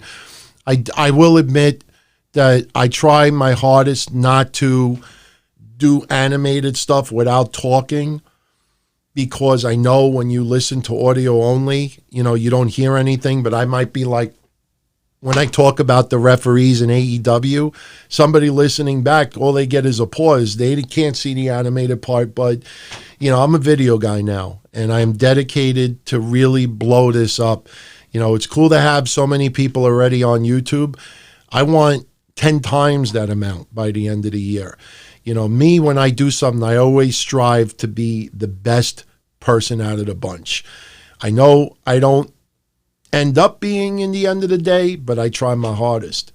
And do I miss doing audio only? No, because I realize now that when all you have is a logo and you hear someone, it's almost like a blind person. You try to picture in your brain, you try to put a face, and you could look at a logo all you want, but you try to put a face behind the person. And that, I said it early in the Tonight Show. That's one thing that I've noticed more than anything. The number one feedback that I've been getting since I've gone to video is, you are nothing like the person I thought you were. My biggest haters, some of them have warmed up to me. Another thing also is, I smile a hell of a lot on these shows. Yesterday, laughing, wearing the 80s stuff, the Stuga. I couldn't do any of those things if it was audio only. Plus, when you see somebody's eyes and you see somebody talking straight at you, you put a live person behind the voice. And again, I think the smiling more than anything, because, I realize that I wasted 22 years of no smiles, just to think all of the fun that we could have done on video that I didn't do. I don't regret the first 22 years. I loved doing all of it, but it was time to move on. It was time to expand. It was time to do another challenge. It just felt like I was doing stuff because I have to, or because I've been doing it so long. I knew there was a different side of me, an animated side of me that could be presented on video. And there's still a ton of stuff that I haven't done yet. So, we just breaking the ice right now. It's almost like a relationship when the first couple of days are talking on the phone. That's what this is. It doesn't bother me. Somebody asked, it doesn't bother me that people try to rub in my face about Jason having this many people, or JD. They've been on YouTube for years and years and years. Of course, they're going to have 10 times the subscribers as me and 10 times the viewers as of me. It's not a competition. I'm in competition with myself. I try to set the bar as high as I possibly can. And I also feel, as I get older, I feel this stronger and stronger. A lot of you out there, and, some of you listening, I don't want to mention names, but Mish was standing right next to me because they were thanking him also. Some of the stories that people told us last week at the big event, one guy was homeless. One guy, his mother died. He had this horrible relationship, and our shows got him through it. And I feel that if we're gonna ask you to trust us and to get emotionally invested in us, if I can't show you my face, if I can't talk to you eye to eye, you know what I mean? Like there's a saying, like before you could love someone else, you have to be able to love yourself. And if I can't reach out in this way, I don't think I have any right to ask anybody to trust in my opinions or views. Not everybody likes to do video. Many years I didn't want to do video, and I don't expect everybody to do video.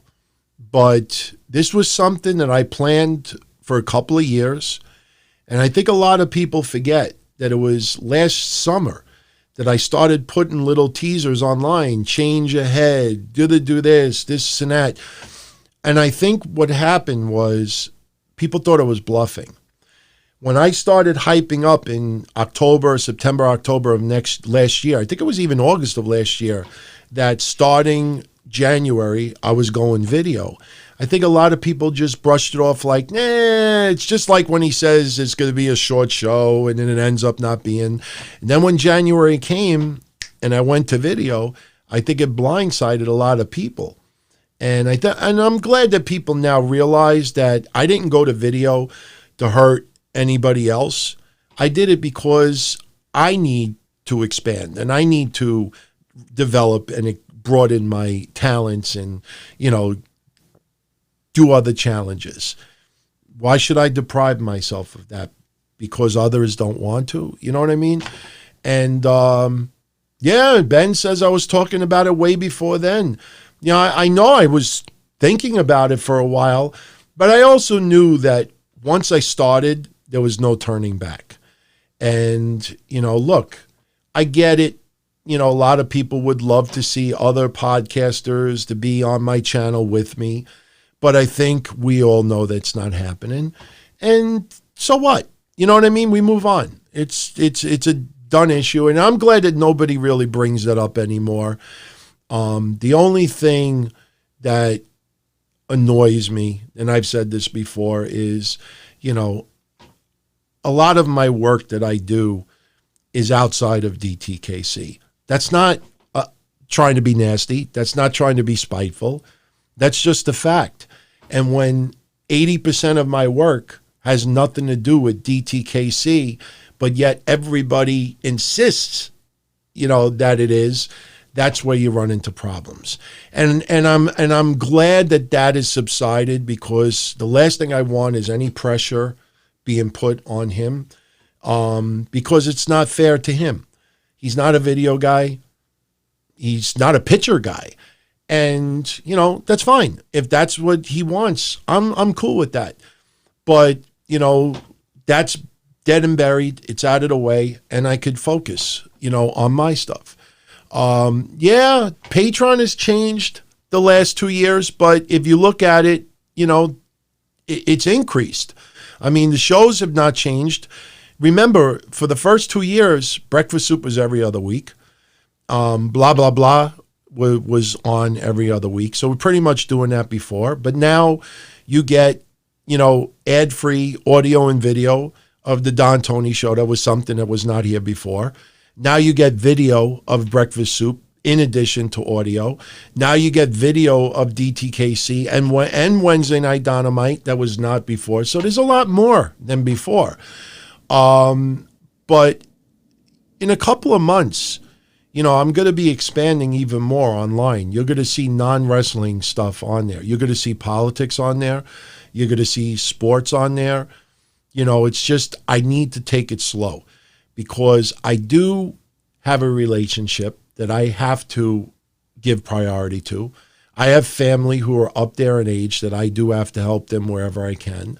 I have my real life job that is very, very tough right now, because the insurance business, so many people go to Geico and they go digital and they don't even have brokers anymore.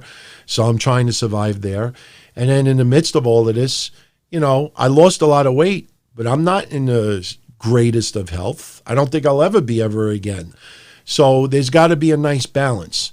And, the YouTube will develop slowly, and we'll see where it goes, A few people have been trying to get me to go back into indie wrestling and doing some manager stuff as Don Tony.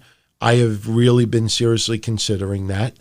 So we'll see. But, you know, the one thing that I knew that would come across through the camera is authenticity and honesty. So people know right now that I'm trying to build my personality and to really dispel a lot of those incorrect, you know, pictures that people have painted of me for many, many years. Some people think that I have become PC. Some people have think that I have, you know, become way too mellow. And I'm like, no, it's you're putting a face now behind, you know, the logo that you've seen all of these years. So that's pretty much it, man. So I'm going to jet out of here. And I still got to put up the audio version of this and everything tonight. And I didn't even realize how late it is over here. So everybody have a great weekend. Stay safe as always. And I will catch you all again next week with the other shows. So be well. Much love, everybody. And thank you for everybody who sent in the content for this week. So on behalf of Mish, I am DT. Have a great night, everybody. I'll catch you all again soon. Ciao, everybody.